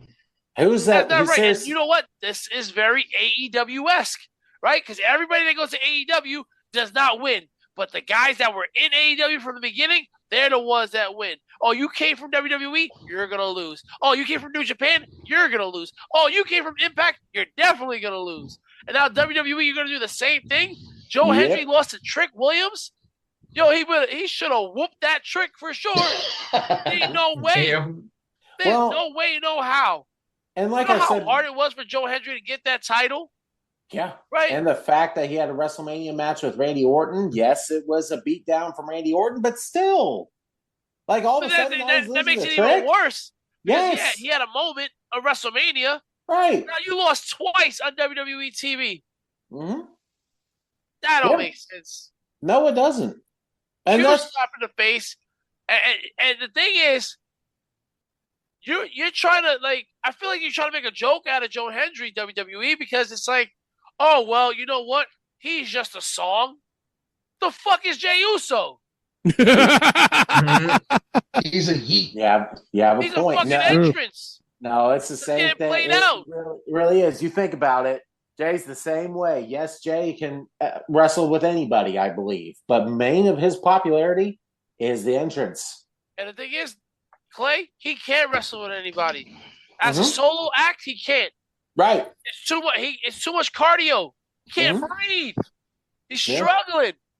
His stomach's hanging over his pants. Not saying that mine isn't. I'm not a WWE champion either. That came out of left field. That's true. This dude needs to yeet and sit up while he's doing it. Get some crunches in there, bro. You're the fucking champion, bro. That should have been in the contract. Do some fucking sit-ups, bro. Yeah. He's going to be... But that was NXT Battleground. What about the grade? Yeah, shit. I'll go first. I'll give it a C+. Chris, what do you give it? C. Clay, what do you give it? I'm with Chris. I'll give it a C. Rick, C. What do you give it? Because Chris says C, I'm going to go C-. Oh. You just got to be different every single time. Elio, what do you give it? I'm going to C. All right, so, that's it. Et-tu, Elio? Et-tu? Yeah? Yes, Brutus. Wow. Jesus. All right, so let's get right into this week in wrestling. Let's start off with Raw. You got the Seth promo. Then you got Pentagon versus Dragon Lee versus Chad Gable. Then you got Tozawa versus Rusev. New Day versus War Raiders and versus the Creed brothers. Then you got Jay and Gunther's promo. And then you got Liv versus Kairi Sane, Lyra Valkyria's promo. And then you got Seth versus Finn versus Sami Zayn in the main event. Guys, what do you think about this Raw? Well, actually, first of all, I have the scores. Thank you, Elio. My bad. So what is the overall scores for the pay-per-view points game between all five of us? We want to hear this for sure? Yes. Okay. Yeah. Actually, I'm not the order. I just have the one for these 3 shows. Oh, okay. Okay. What do you got? We have a 3-way tie. Oh shit! What the hell? Tony, Clay, and Rick went 14-4. Wow. Wow. Damn. Oh, actually, I do want to hear this. One more time, Elio, Tony, Clay, and Rick. 14-4. But relax, 14 Rick. I and didn't 4. say Elliot was in there yet. Oh. I have Damn. You have what? 15-3. Oh wow. Elio. Wait a minute. Elio's 15-3. Yeah. I picked Stuffy McCarron to win. He No beat us all shit. by 1 match. Wow. Damn. You know, it's the thing is here. Let's be honest, guys. Elio's come keeping on. track, and he's playing. It's kind of like a little fugazi, if you ask me. Wait, say No, that ain't It's definitely a fugazi. conspiracy. That's not. Well, oh, so now you're going to be saying my thing. No. It's not a conspiracy. It's not a conspiracy. You got to be here 2 weeks in a row to get a word. Oh, yeah. I was out of town, man. Oh man. Oh Lord. All right. So thoughts on Raw? So we already mentioned the opening of like Seth Rollins promo, 20 minutes long, by the way.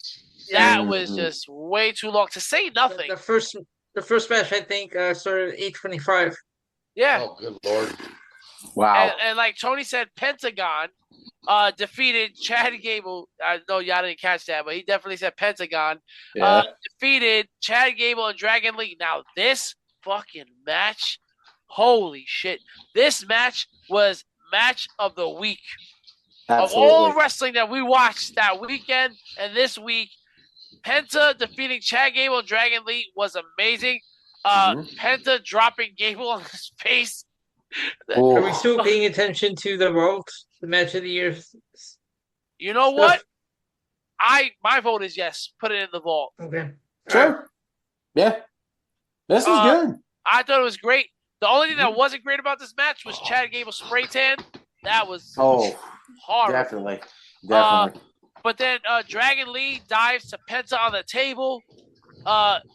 Gable attacks Vikingo. Dragon Lee and Penta sequence was amazing. The back and forth they were doing, come on, man. And it was just, Gable with a double German suplex. Like, where does he get that strength from? You get that oomph. He got that strength. That's what it is. Yeah. But yeah, this was an excellent match. What a way to go for Raw. And then I just felt like things just get weird. This whole Judgment Day thing is just weird. Dominic now with Roxanne, and Roxanne saying, what was it? I gotta look at this. Roxanne says your shoulder looks a little tight. How the fuck does a shoulder look tight? Exactly.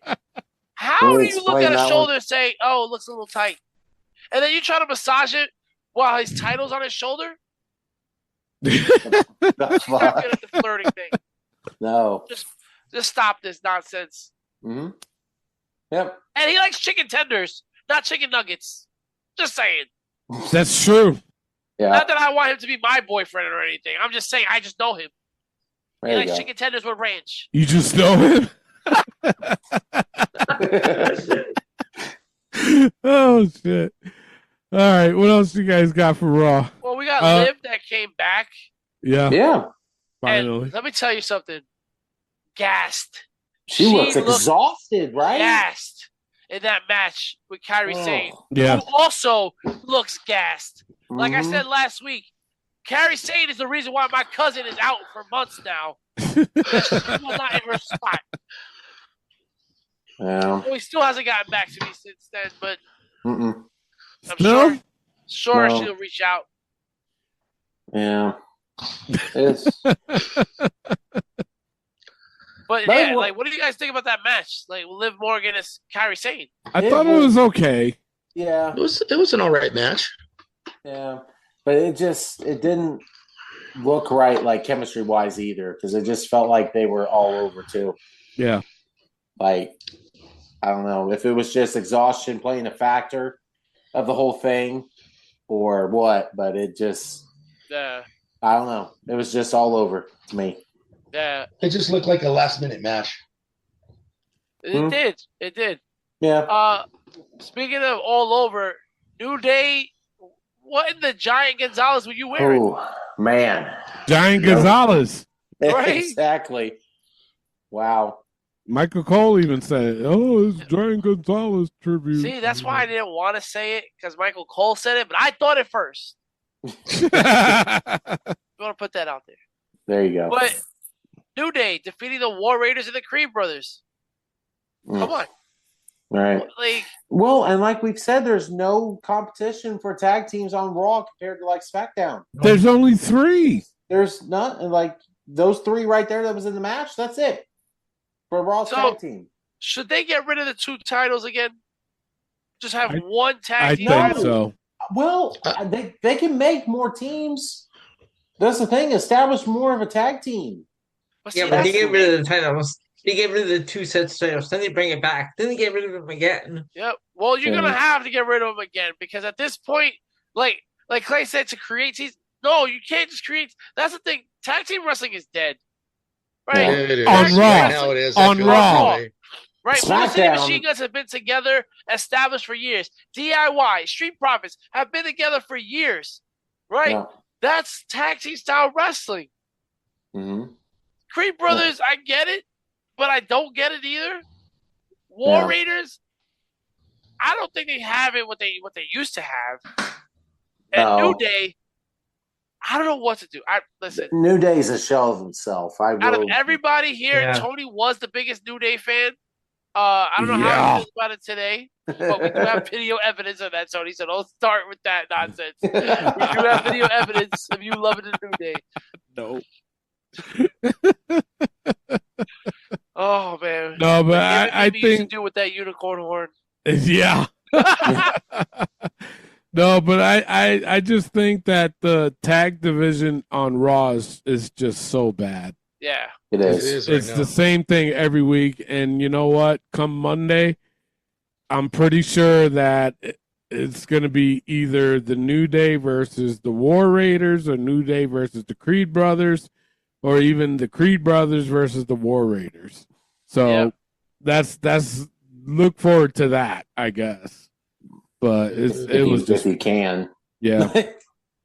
Or if you put Braun and Braun versus the New Day. Oh, Jesus Christ. Team Braun. There you go. Team Braun, yeah. Team Braun. They could call it Braun Airbnb. Squared, and that's how they get involved. No, Airbnb. And then, why is Titus O'Neil being treated like a celebrity and not a WWE superstar? Yeah. I saw that too. I'm like, wait a minute. Titus was a wrestler. you used to wrestle here. Yeah. Oh, well. Yeah. I don't know. Main event? Well, I do want to talk about the Lyra promo with Becky. Oh, okay, yeah. Becky is god-awful. Yeah, she is. Let's just say that out front. Becky is god-awful. All she does is yell, moves her hands around a lot. In place. Mm-hmm. And then she keeps losing her place where she's just like, yeah, okay, yeah. And like, shut up. Please shut up. Yep. I agree.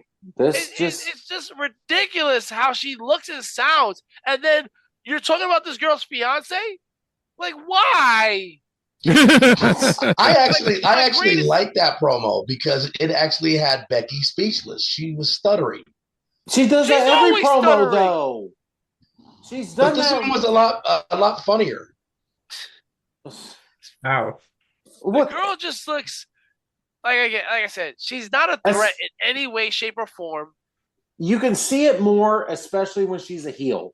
That's when I think is when it happens the most, is when she's a heel. She doesn't, she knows how to be a heel, but promo-wise, it's hard for her.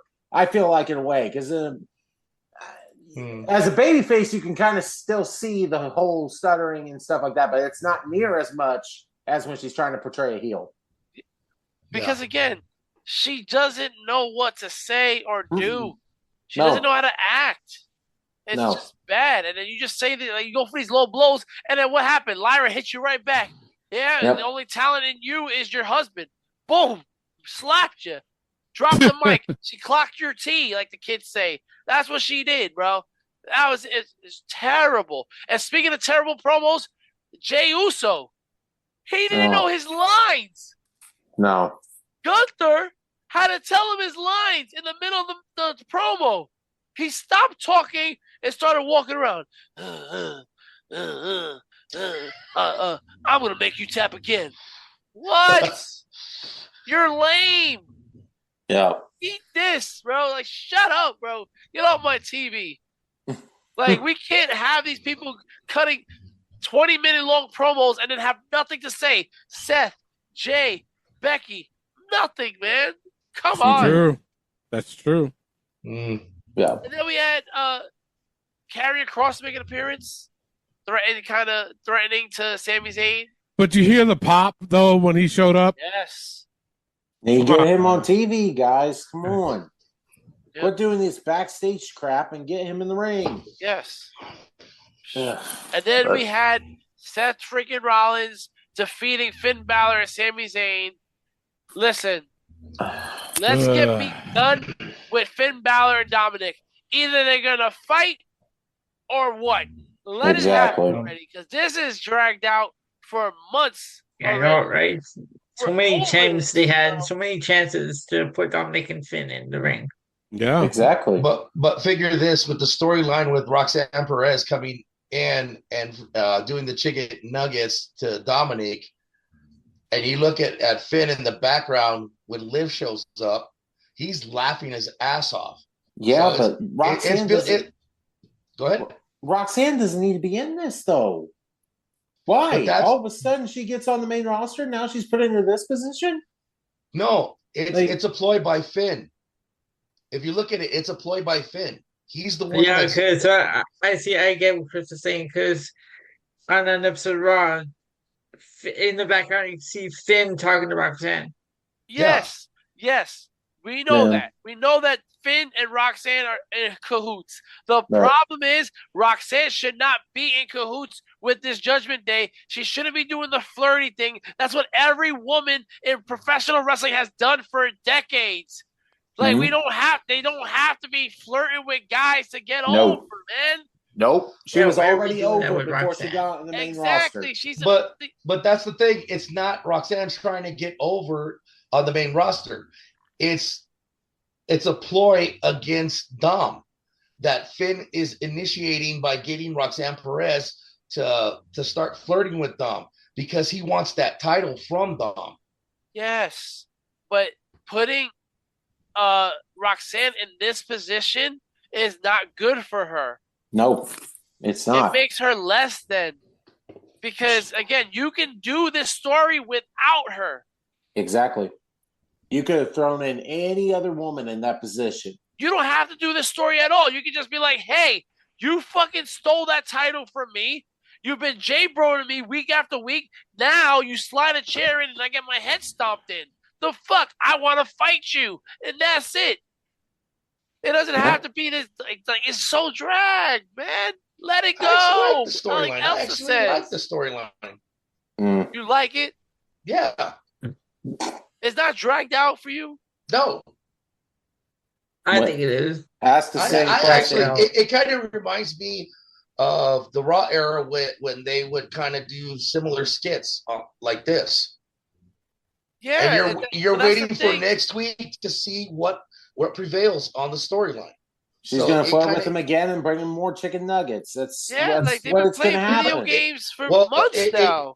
Well, if you look at it when it's the Dom same was screen. With Rhea, if you look at when Dom was with Rhea, what was Liv doing? She was doing the same exact thing. Chris, you're defeating your own argument with this. No, I'm not defeating my own argument. That's why Roxanne's doing the same shit, and it's not knocking in Liv's head. She's not seeing the pattern because she's too concentrated on herself.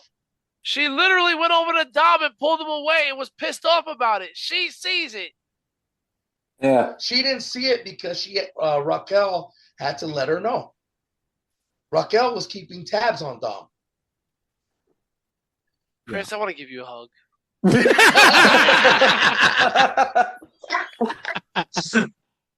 Bro. Oh my God. I told you missed me. Not really.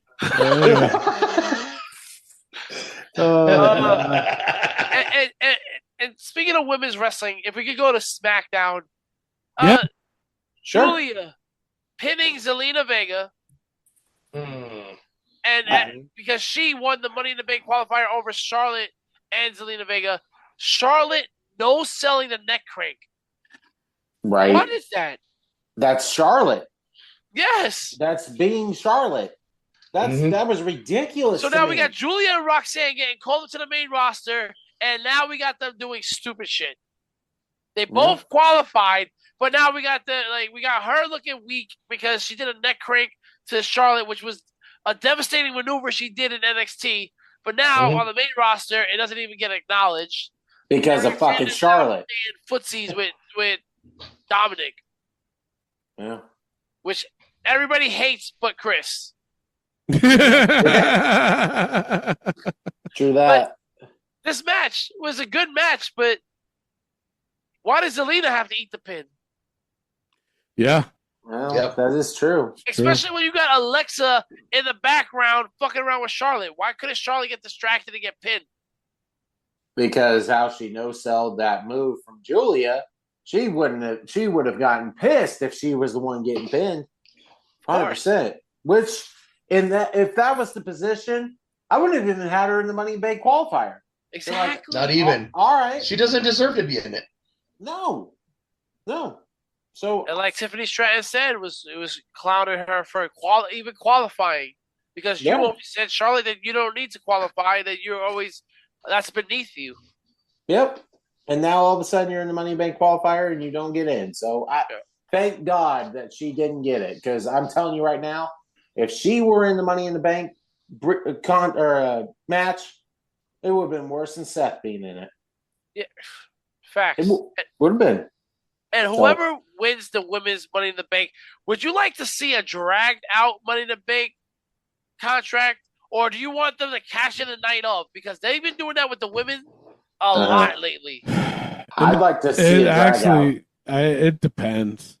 Yeah, especially it depends on who wins. Yeah. Yeah.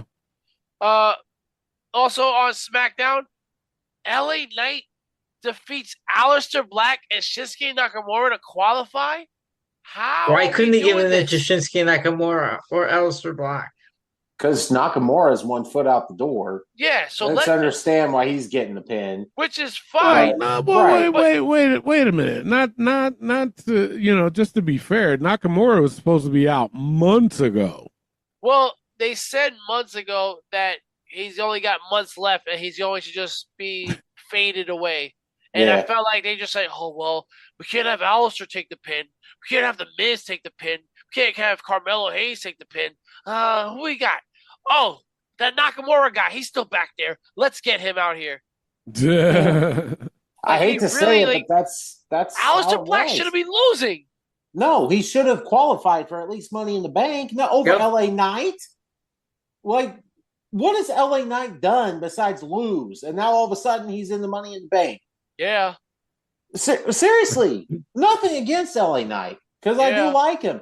But Aleister Black coming back from AEW to WWE, and now all of a sudden he's not even in the Money in the Bank. He doesn't even have to win. I think he'd be better in the Money in the Bank than LA Knight. I think so too. Or just don't have him qualify. Or that. If you're gonna have him don't not put win, him in it. No. Exactly. Yeah. Jesus Christ. And then we have the Street Profits versus Fraction, which ended in a no contest because, surprise, surprise, the Wyatt Six have returned. Finally. And I don't know how to feel about it. We talked about it last week. Why not? Because we haven't seen them in months, and now are we supposed to understand that this team's now, oh my God, you have to see the Wyatt Six after 10 months of not being there. Like, I hate to say it. What are we doing, putting them with Street Profits? I don't know. I don't even know. But you put them in the tag team division? If that was the Why case, not? then they should have just stayed on Raw. The Wyatt Six would be better on Raw because the Raw needs it. But the Wyatt Six is supposed to be this dominant force. Why you got them messing around with tag team wrestlers? I mean, in that argument, who else would they go after though? No, I know. There's no other like besides Judgment Day, which I wouldn't get near Judgment Day if I was the Wyatt Six. Who else are they going to go after? Like, if we're being honest. Who's the tag team going to be? Gacy and Loomis? Or Uncle Howdy and Rowan? That's the thing, right? Like, who's gonna go for a tag team titles? Right. And now, are they babyface? I guess. Who? Because Wyatt Six? Wyatt Six. I don't Yeah, think they're babyface. babyface. I don't think they're babyface. They're like half and half. They're tweeners. The tweeners, yeah. They're they're tweeners. Yeah. I did get emotional though when they brought out the birthday cake instead of the lantern though. It's like, do you guys know the reason behind that? It was Bray's Bray birthday. Wyatt's birthday. Bray's birthday. Yep. Yeah, I'm like, oh fuck, don't get me crying. Now, Oh, you sentimental mom. I'm gonna say I this. am. Leave me alone. I am gonna say this. Be very careful with how I say this. Yeah. Are they being too dependent on Bray Wyatt Yes. Yes. to be relevant? Yeah. Yes. Right? You would, can call them the Wyatt Six. That's fine. right. The birthday cake, a little too much. But I it was get his that. birthday. They were celebrating his birthday. Yeah, but I honoring get what, him. well, and I get what Rick's saying though. He's kind of, in a way, it's kind of like how Rey Mysterio does with Eddie Guerrero. Yep. And In a everybody way. does with Rey Mysterio and Eddie Guerrero as well.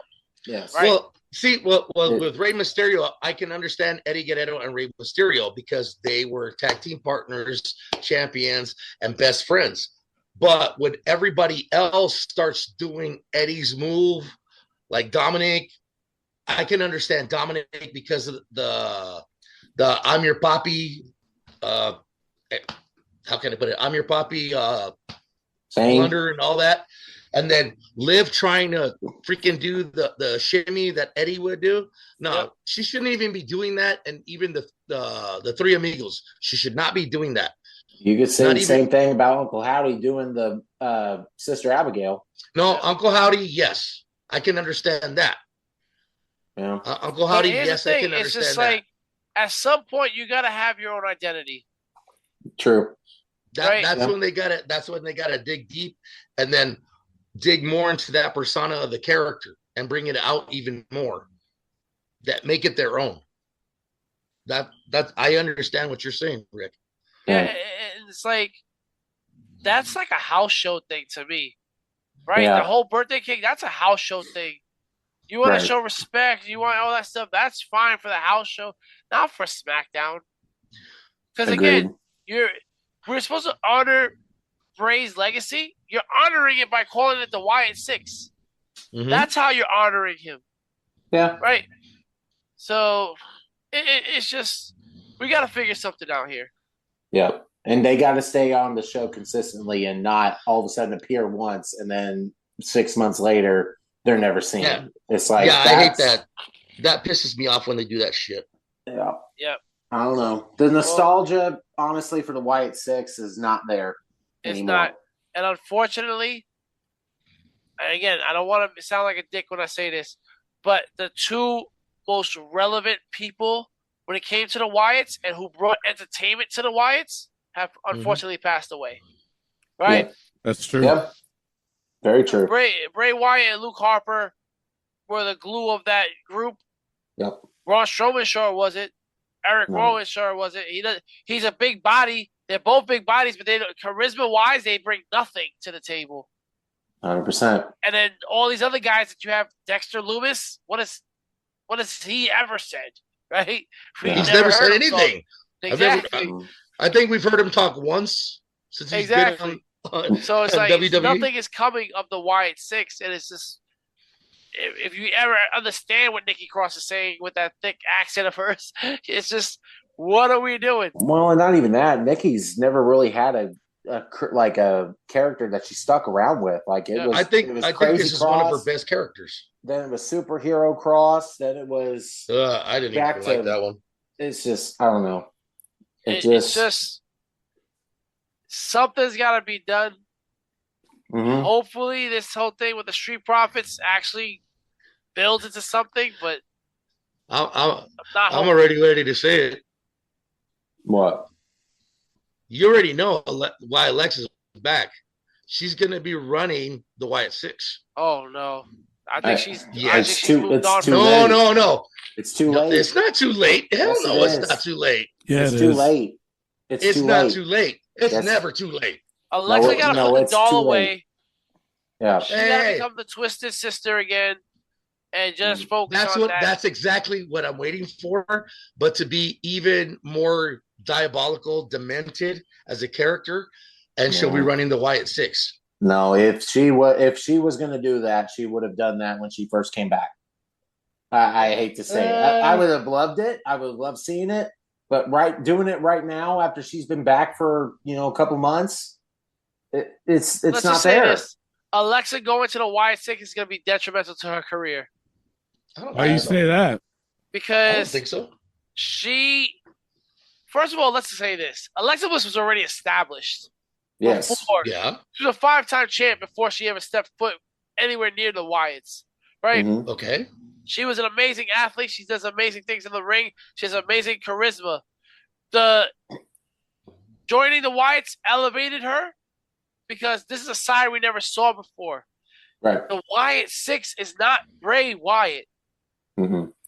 It's not Bray Wyatt. The stuff she did with Bray Wyatt was legendary. Her trying to be the leader of that is not going to work. It just doesn't look right. It doesn't fit. It doesn't mesh. It's just, I'm not liking it for her. I beg to differ. I think it would. I think it would because she was in control of the Fiend. If you remember, she was you in control had of the Bray Fiend. though. Yeah, you had Bray. But who was the one that was the mastermind of all those characters? Bray. Bo Dallas. What? Bo. I They don't said that believe Bo had more. You better believe. No. That was all No, Bray's but mind, bro. Bo had more of a demented mind than Bray. And even Bray admitted it. It's in the documentary. It can be, but at the end of the day, it wasn't Bo performing. And what Bray. Bo has shown us, he's not on Bray's level. He's just of course not. Not. He's not. But that's when they got to develop his character even more. He's got to dig deep. They got to take the character. fucking stupid mask off of him. They got to stop calling him Uncle Howdy. He has to be fucking Bo Dallas. So what do you want to be, Howdy Doody? No. Just don't be Dallas. Bo at all. Or just don't be Howdy at all. Then who would he be? Bo Dallas. Yeah. You can't be Bo Dallas because Bo Dallas was Bo Leave. His character was kooky. They still call him Bo Dallas, though, without calling him Uncle Howdy. They say Bo They didn't Dallas. call it. He was still Bo Dallas when he was part of the B team. Mm-hmm. That's true, too. And yeah, and that he was a kooky character then. Go. He was a kooky character then. Comical. Gosh dang. All right. He was a comical character on that wrestling basis there. Still kooky. I'm sure. Listen, Chris. Listen to next week's episode because I'm sure Josh Sanders is going to have some stuff to say. Oh, I'm 100% sure of that. I will say this: Josh. NXT, Ethan Page defeating Ricky Saints to become the new champion. Yeah. Okay. It was a good, solid match. We said that these two are going to be going back and forth. I hope you don't end here, though. Don't send Ricky Saints to the main roster. Do not do that. Don't do that. Mm-mm. Don't touch that man. Who else we had? The worst thing in the world.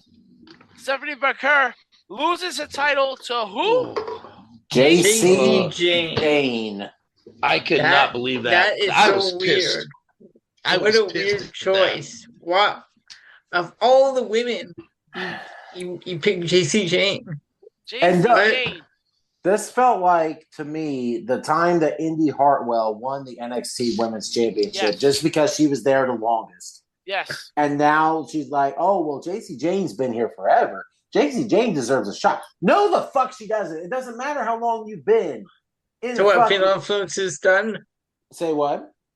Fatal Influence is done then? It doesn't look like it.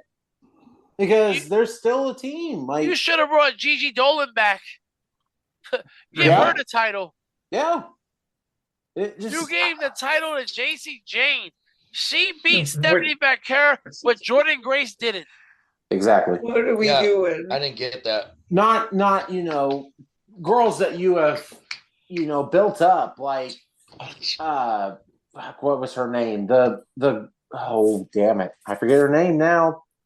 Fuck. Anyway. Listen, you can say it, Clay. JC Jane does not deserve that title. No, she doesn't.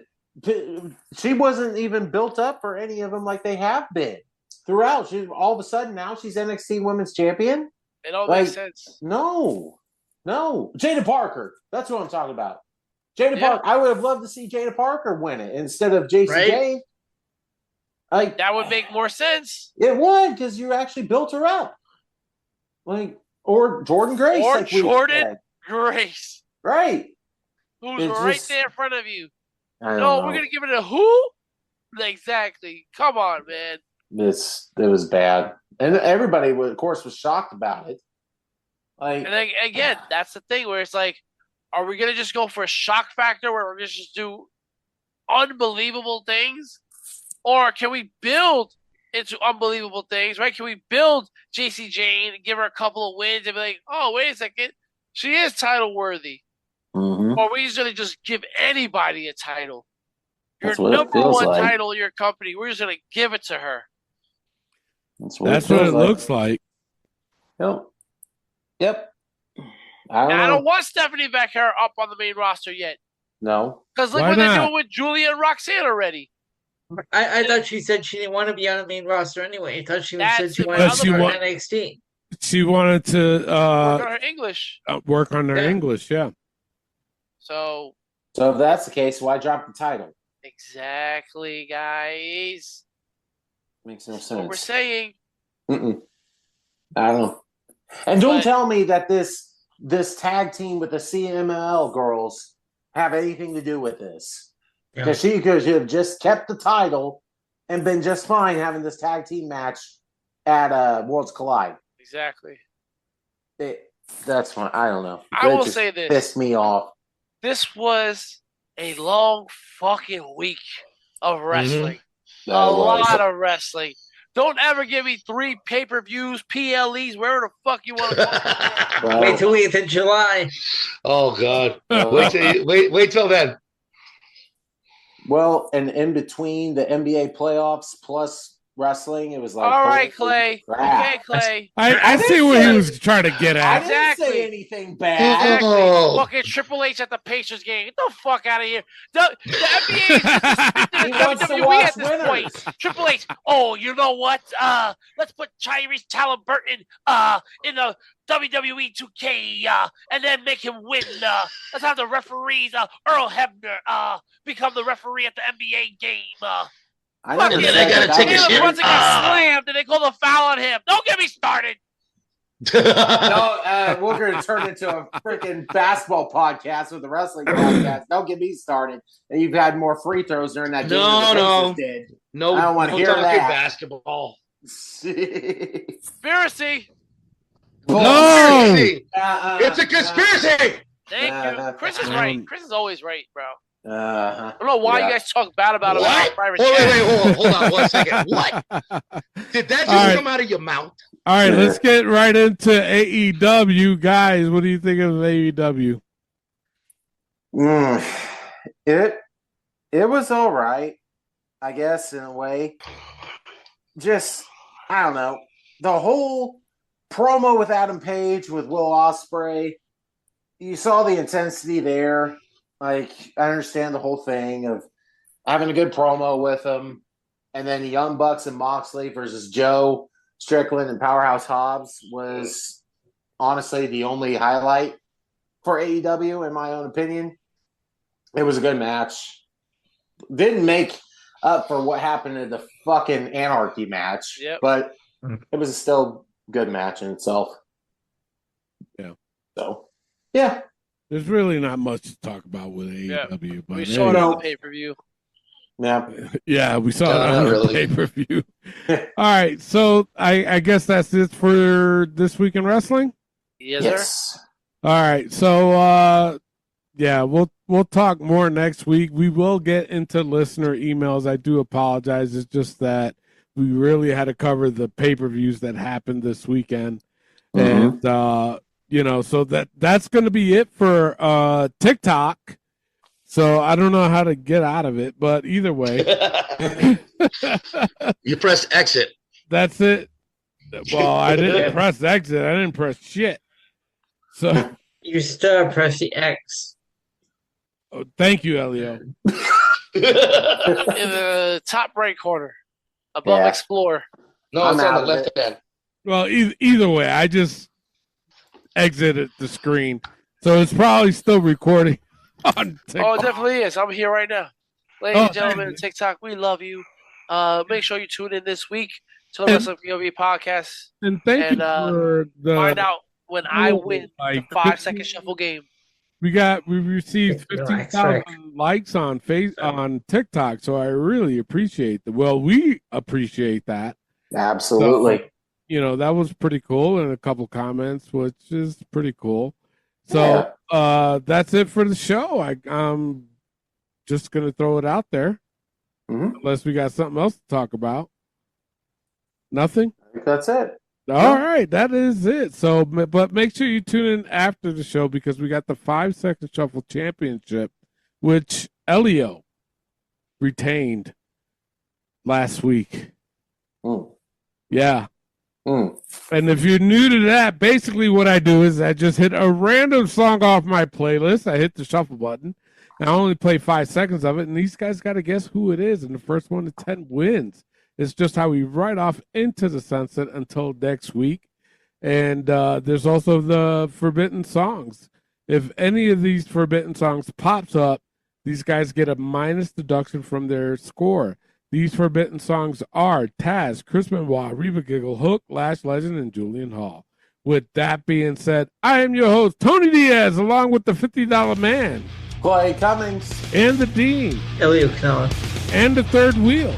Rick Serrano the Third. And the Scorpion King. All right, love, peace, and wrestling. We'll see you next week. Peace out. All right, Elio, you got champion's advantage. You can either go first or pass it off to Rick, how I have it on my screen. Don't do it. You know what, Rick? You know what? I'm going to pass off to Rick. Damn! Oh, man. Fell right into my trap. Oh, Jesus Christ. All right, Rick, here you go. Stand back. There's a hurricane coming through.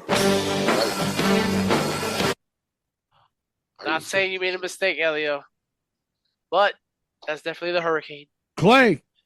The hurricane. Rick. Chris. The hurricane. I'm also going to hurricane. Elio. The hurricane.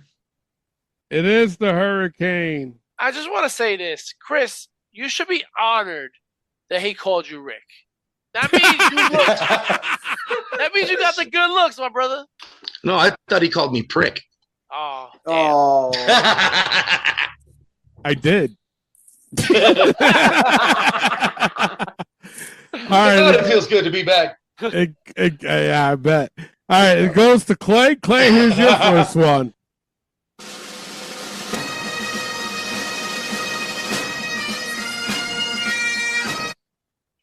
Roddy Piper.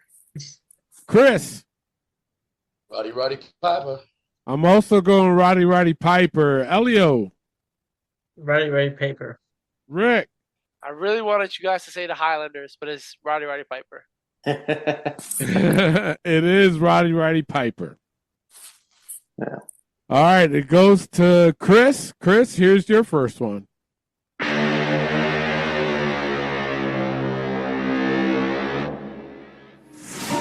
Oh, shit. I'm at a loss. Tank. I'm gonna go Damian Priest, Elio. Oh, Damian Priest. Rick. Damian Priest. Clay. Damian Priest. Bite me, Rick. It is Damian Priest. Why are you saying bite me, Rick, when I'm the one that said it? Because he wants my mouth on him. Hey. Wow. You're the one that's screaming about it, Rick. You just told me to bite you. That's an old school saying. Bite me. That's like eat I my love shorts. I love that you explained that to me. All right, That's like eat my shorts. Jesus Christ. What the fuck's going on here? All right, it's on to me. It's on to me. Here's my first one. Oh, you didn't know? Your ass better call somebody. I'm going the New Age Outlaws. Elio. New Age Outlaws. Rick. New Age Outlaws. Clay. New Age Outlaws. Chris. I swear your phone heard that when we were talking before the show. New Age Outlaws. It is the New Age Outlaws. There you go. So the current score is I got 4, Clay's got 4, Rick's got 4, Elio's got 4, and Chris has got 3. It's on to Elio. Elio, here you go.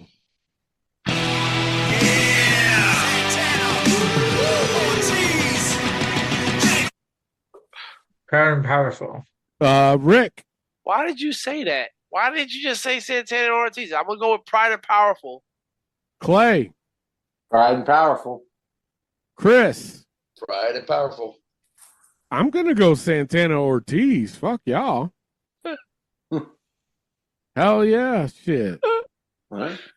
It is Santana Ortiz. Fucking Elio.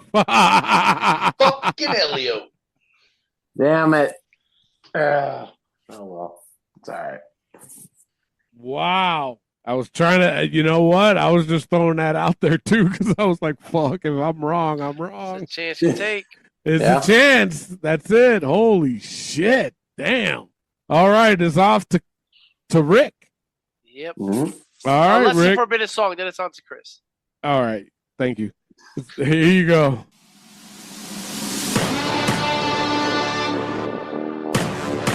We're gonna go Bronson Reed. Clay. Bronson Reed. Chris. Bronson Reed. I'm also going to go Bronson Reed. Elio. Bronson Reed. It is Bronson Reed.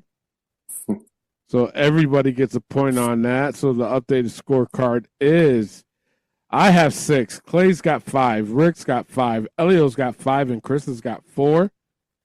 It's on to Clay, right? Am I right? Yep. All right. All right, Clay, here you go.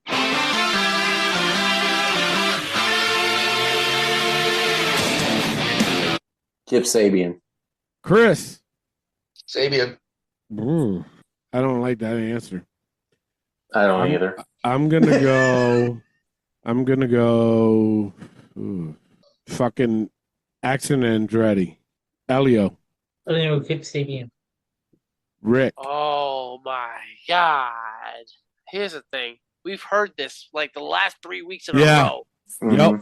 I don't want to say Kip Sabian. I'm going to go 2.0. Holy fuck. It is 2.0. Fuck yes. Oh my goodness. Wow. Wow. Wow. Holy shit. Was that a guess? No, it was the week before. Last week, I remember you getting it right and I got it wrong. And I was like, I think it's 2.0, but I didn't say it. I couldn't get it wrong again. and like you said Kip Sabian sounds wrong. And I'm like, no, I heard this 3 weeks in a row. Wow. Wow. Holy shit. Who's it on? Chris. Chris? Mm-hmm. All right, Chris, here you go. Do you smell what The Rock is cooking? Ha! The Rock's laying the smack. The Rock. I'm also going The Rock. Elio. What'd you say? The Rock. With such attitude. The Rock. Clay. The Rock. It is The Rock. All right, so the updated scorecard is I got 7, Clay's got 6, Rick's got 7, Elio's got 6, Chris has got 5. On it. Okay. Damn. All right, who's it on? You. Me? It's on to me? Yes. All right, here I go. Damn it. Oh. Son of a gun. That brings me back down to 6. Don't do this to me. Don't do this to me today. All right, it goes to Elio. Yep. Elio has 6. He can have 7 with this one. Here you go.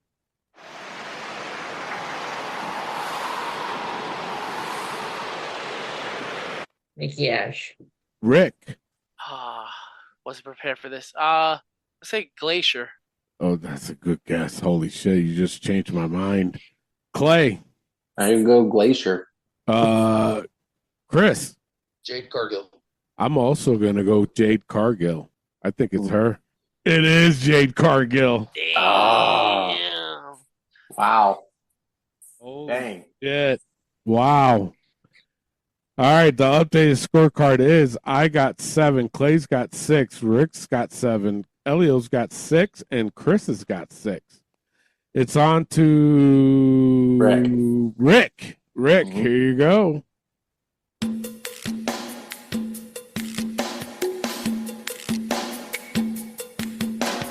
I am gonna say I'm gonna go with I'm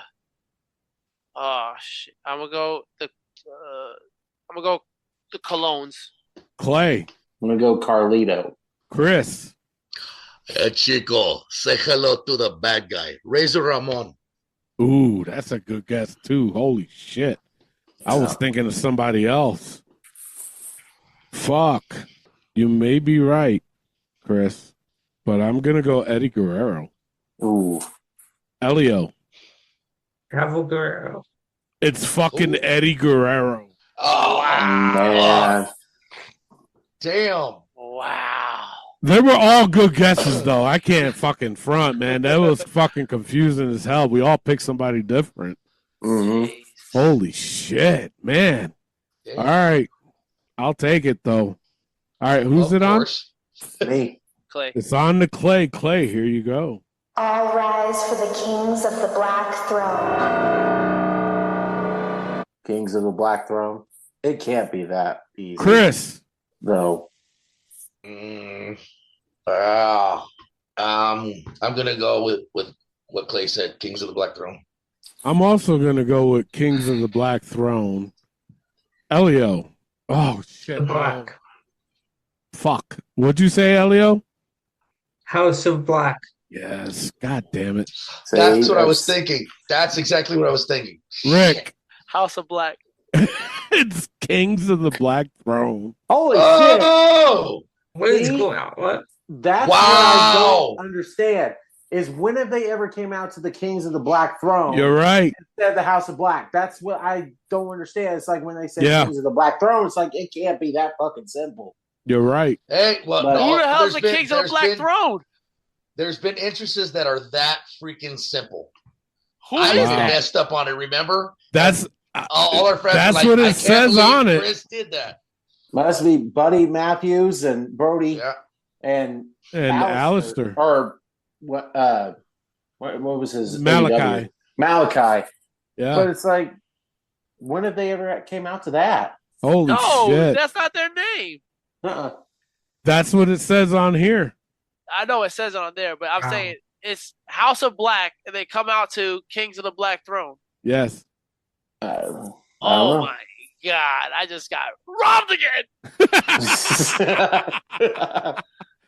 All right, so the updated scorecard is I got 9, Clay's got 7, Rick's got 7, Elio's got 6, Chris has got 7. Who's it on? Chris. I'm actually in third. It's on to Chris? Yeah. Yeah. All right, Chris, here you go. I'm back, and I'm better than ever. Oh God, badass Billy Gunn. I'm going Eric Bischoff. Elio. Oh, Eric fuck. Bischoff. Rick. Damn it. Bro, I lost because of Jade Cargill, Eddie Guerrero, and the fucking House of Black. Well, it wasn't House of Black. It's Eric fucking Bischoff. Clay. Damn Eric Bischoff. It is Eric Bischoff. Yeah. Right when he I said it. win. Damn it. And been a Rick while. loses. It's been a while. Holy shit. Well, yeah. Jesus Christ. Crazy. But we can't end it with that. I really don't like that song. Another sleepless night for me. It's okay. The next will help. Seriously. They don't help. Jesus. Tomorrow night.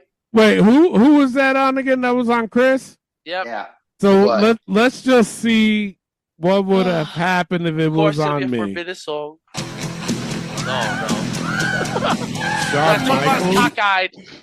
Talk about cockeyed. All right, I don't want to end it on that one either because I hate that song. Let's see what- That's the song he's going to Sean. be dancing to tonight after the show. Okay, sure. Let's see what. Let's see what Elio would have gotten.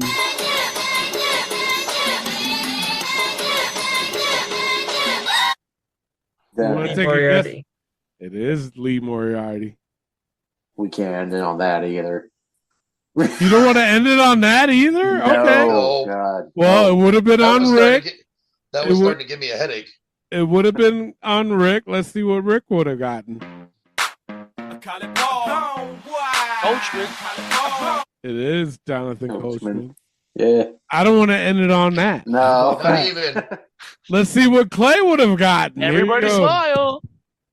He would have gotten 10. Oh, God. Yeah, see, I'm already fucked from the beginning, so it's okay. We can end it on that. We've gone too much. All right, so I win it. So the updated overall scorecard is I have 10. Clay's got 4. Rick's got 0. Clay's got 7. And Chris has got 0. What? Elio's got 7. Sorry. Yeah. My bad. It's all right. I would have took the 7. My bad. Yeah, I bet you would have. Yeah.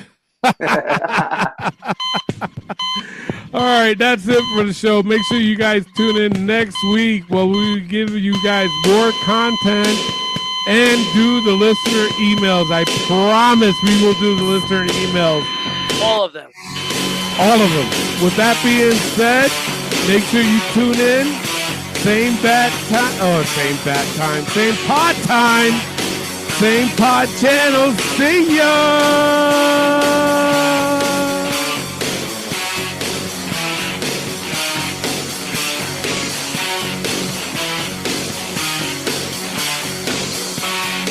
I can't believe I'm ending it with Taz. You love him. I'm actually surprised at that. Hell no.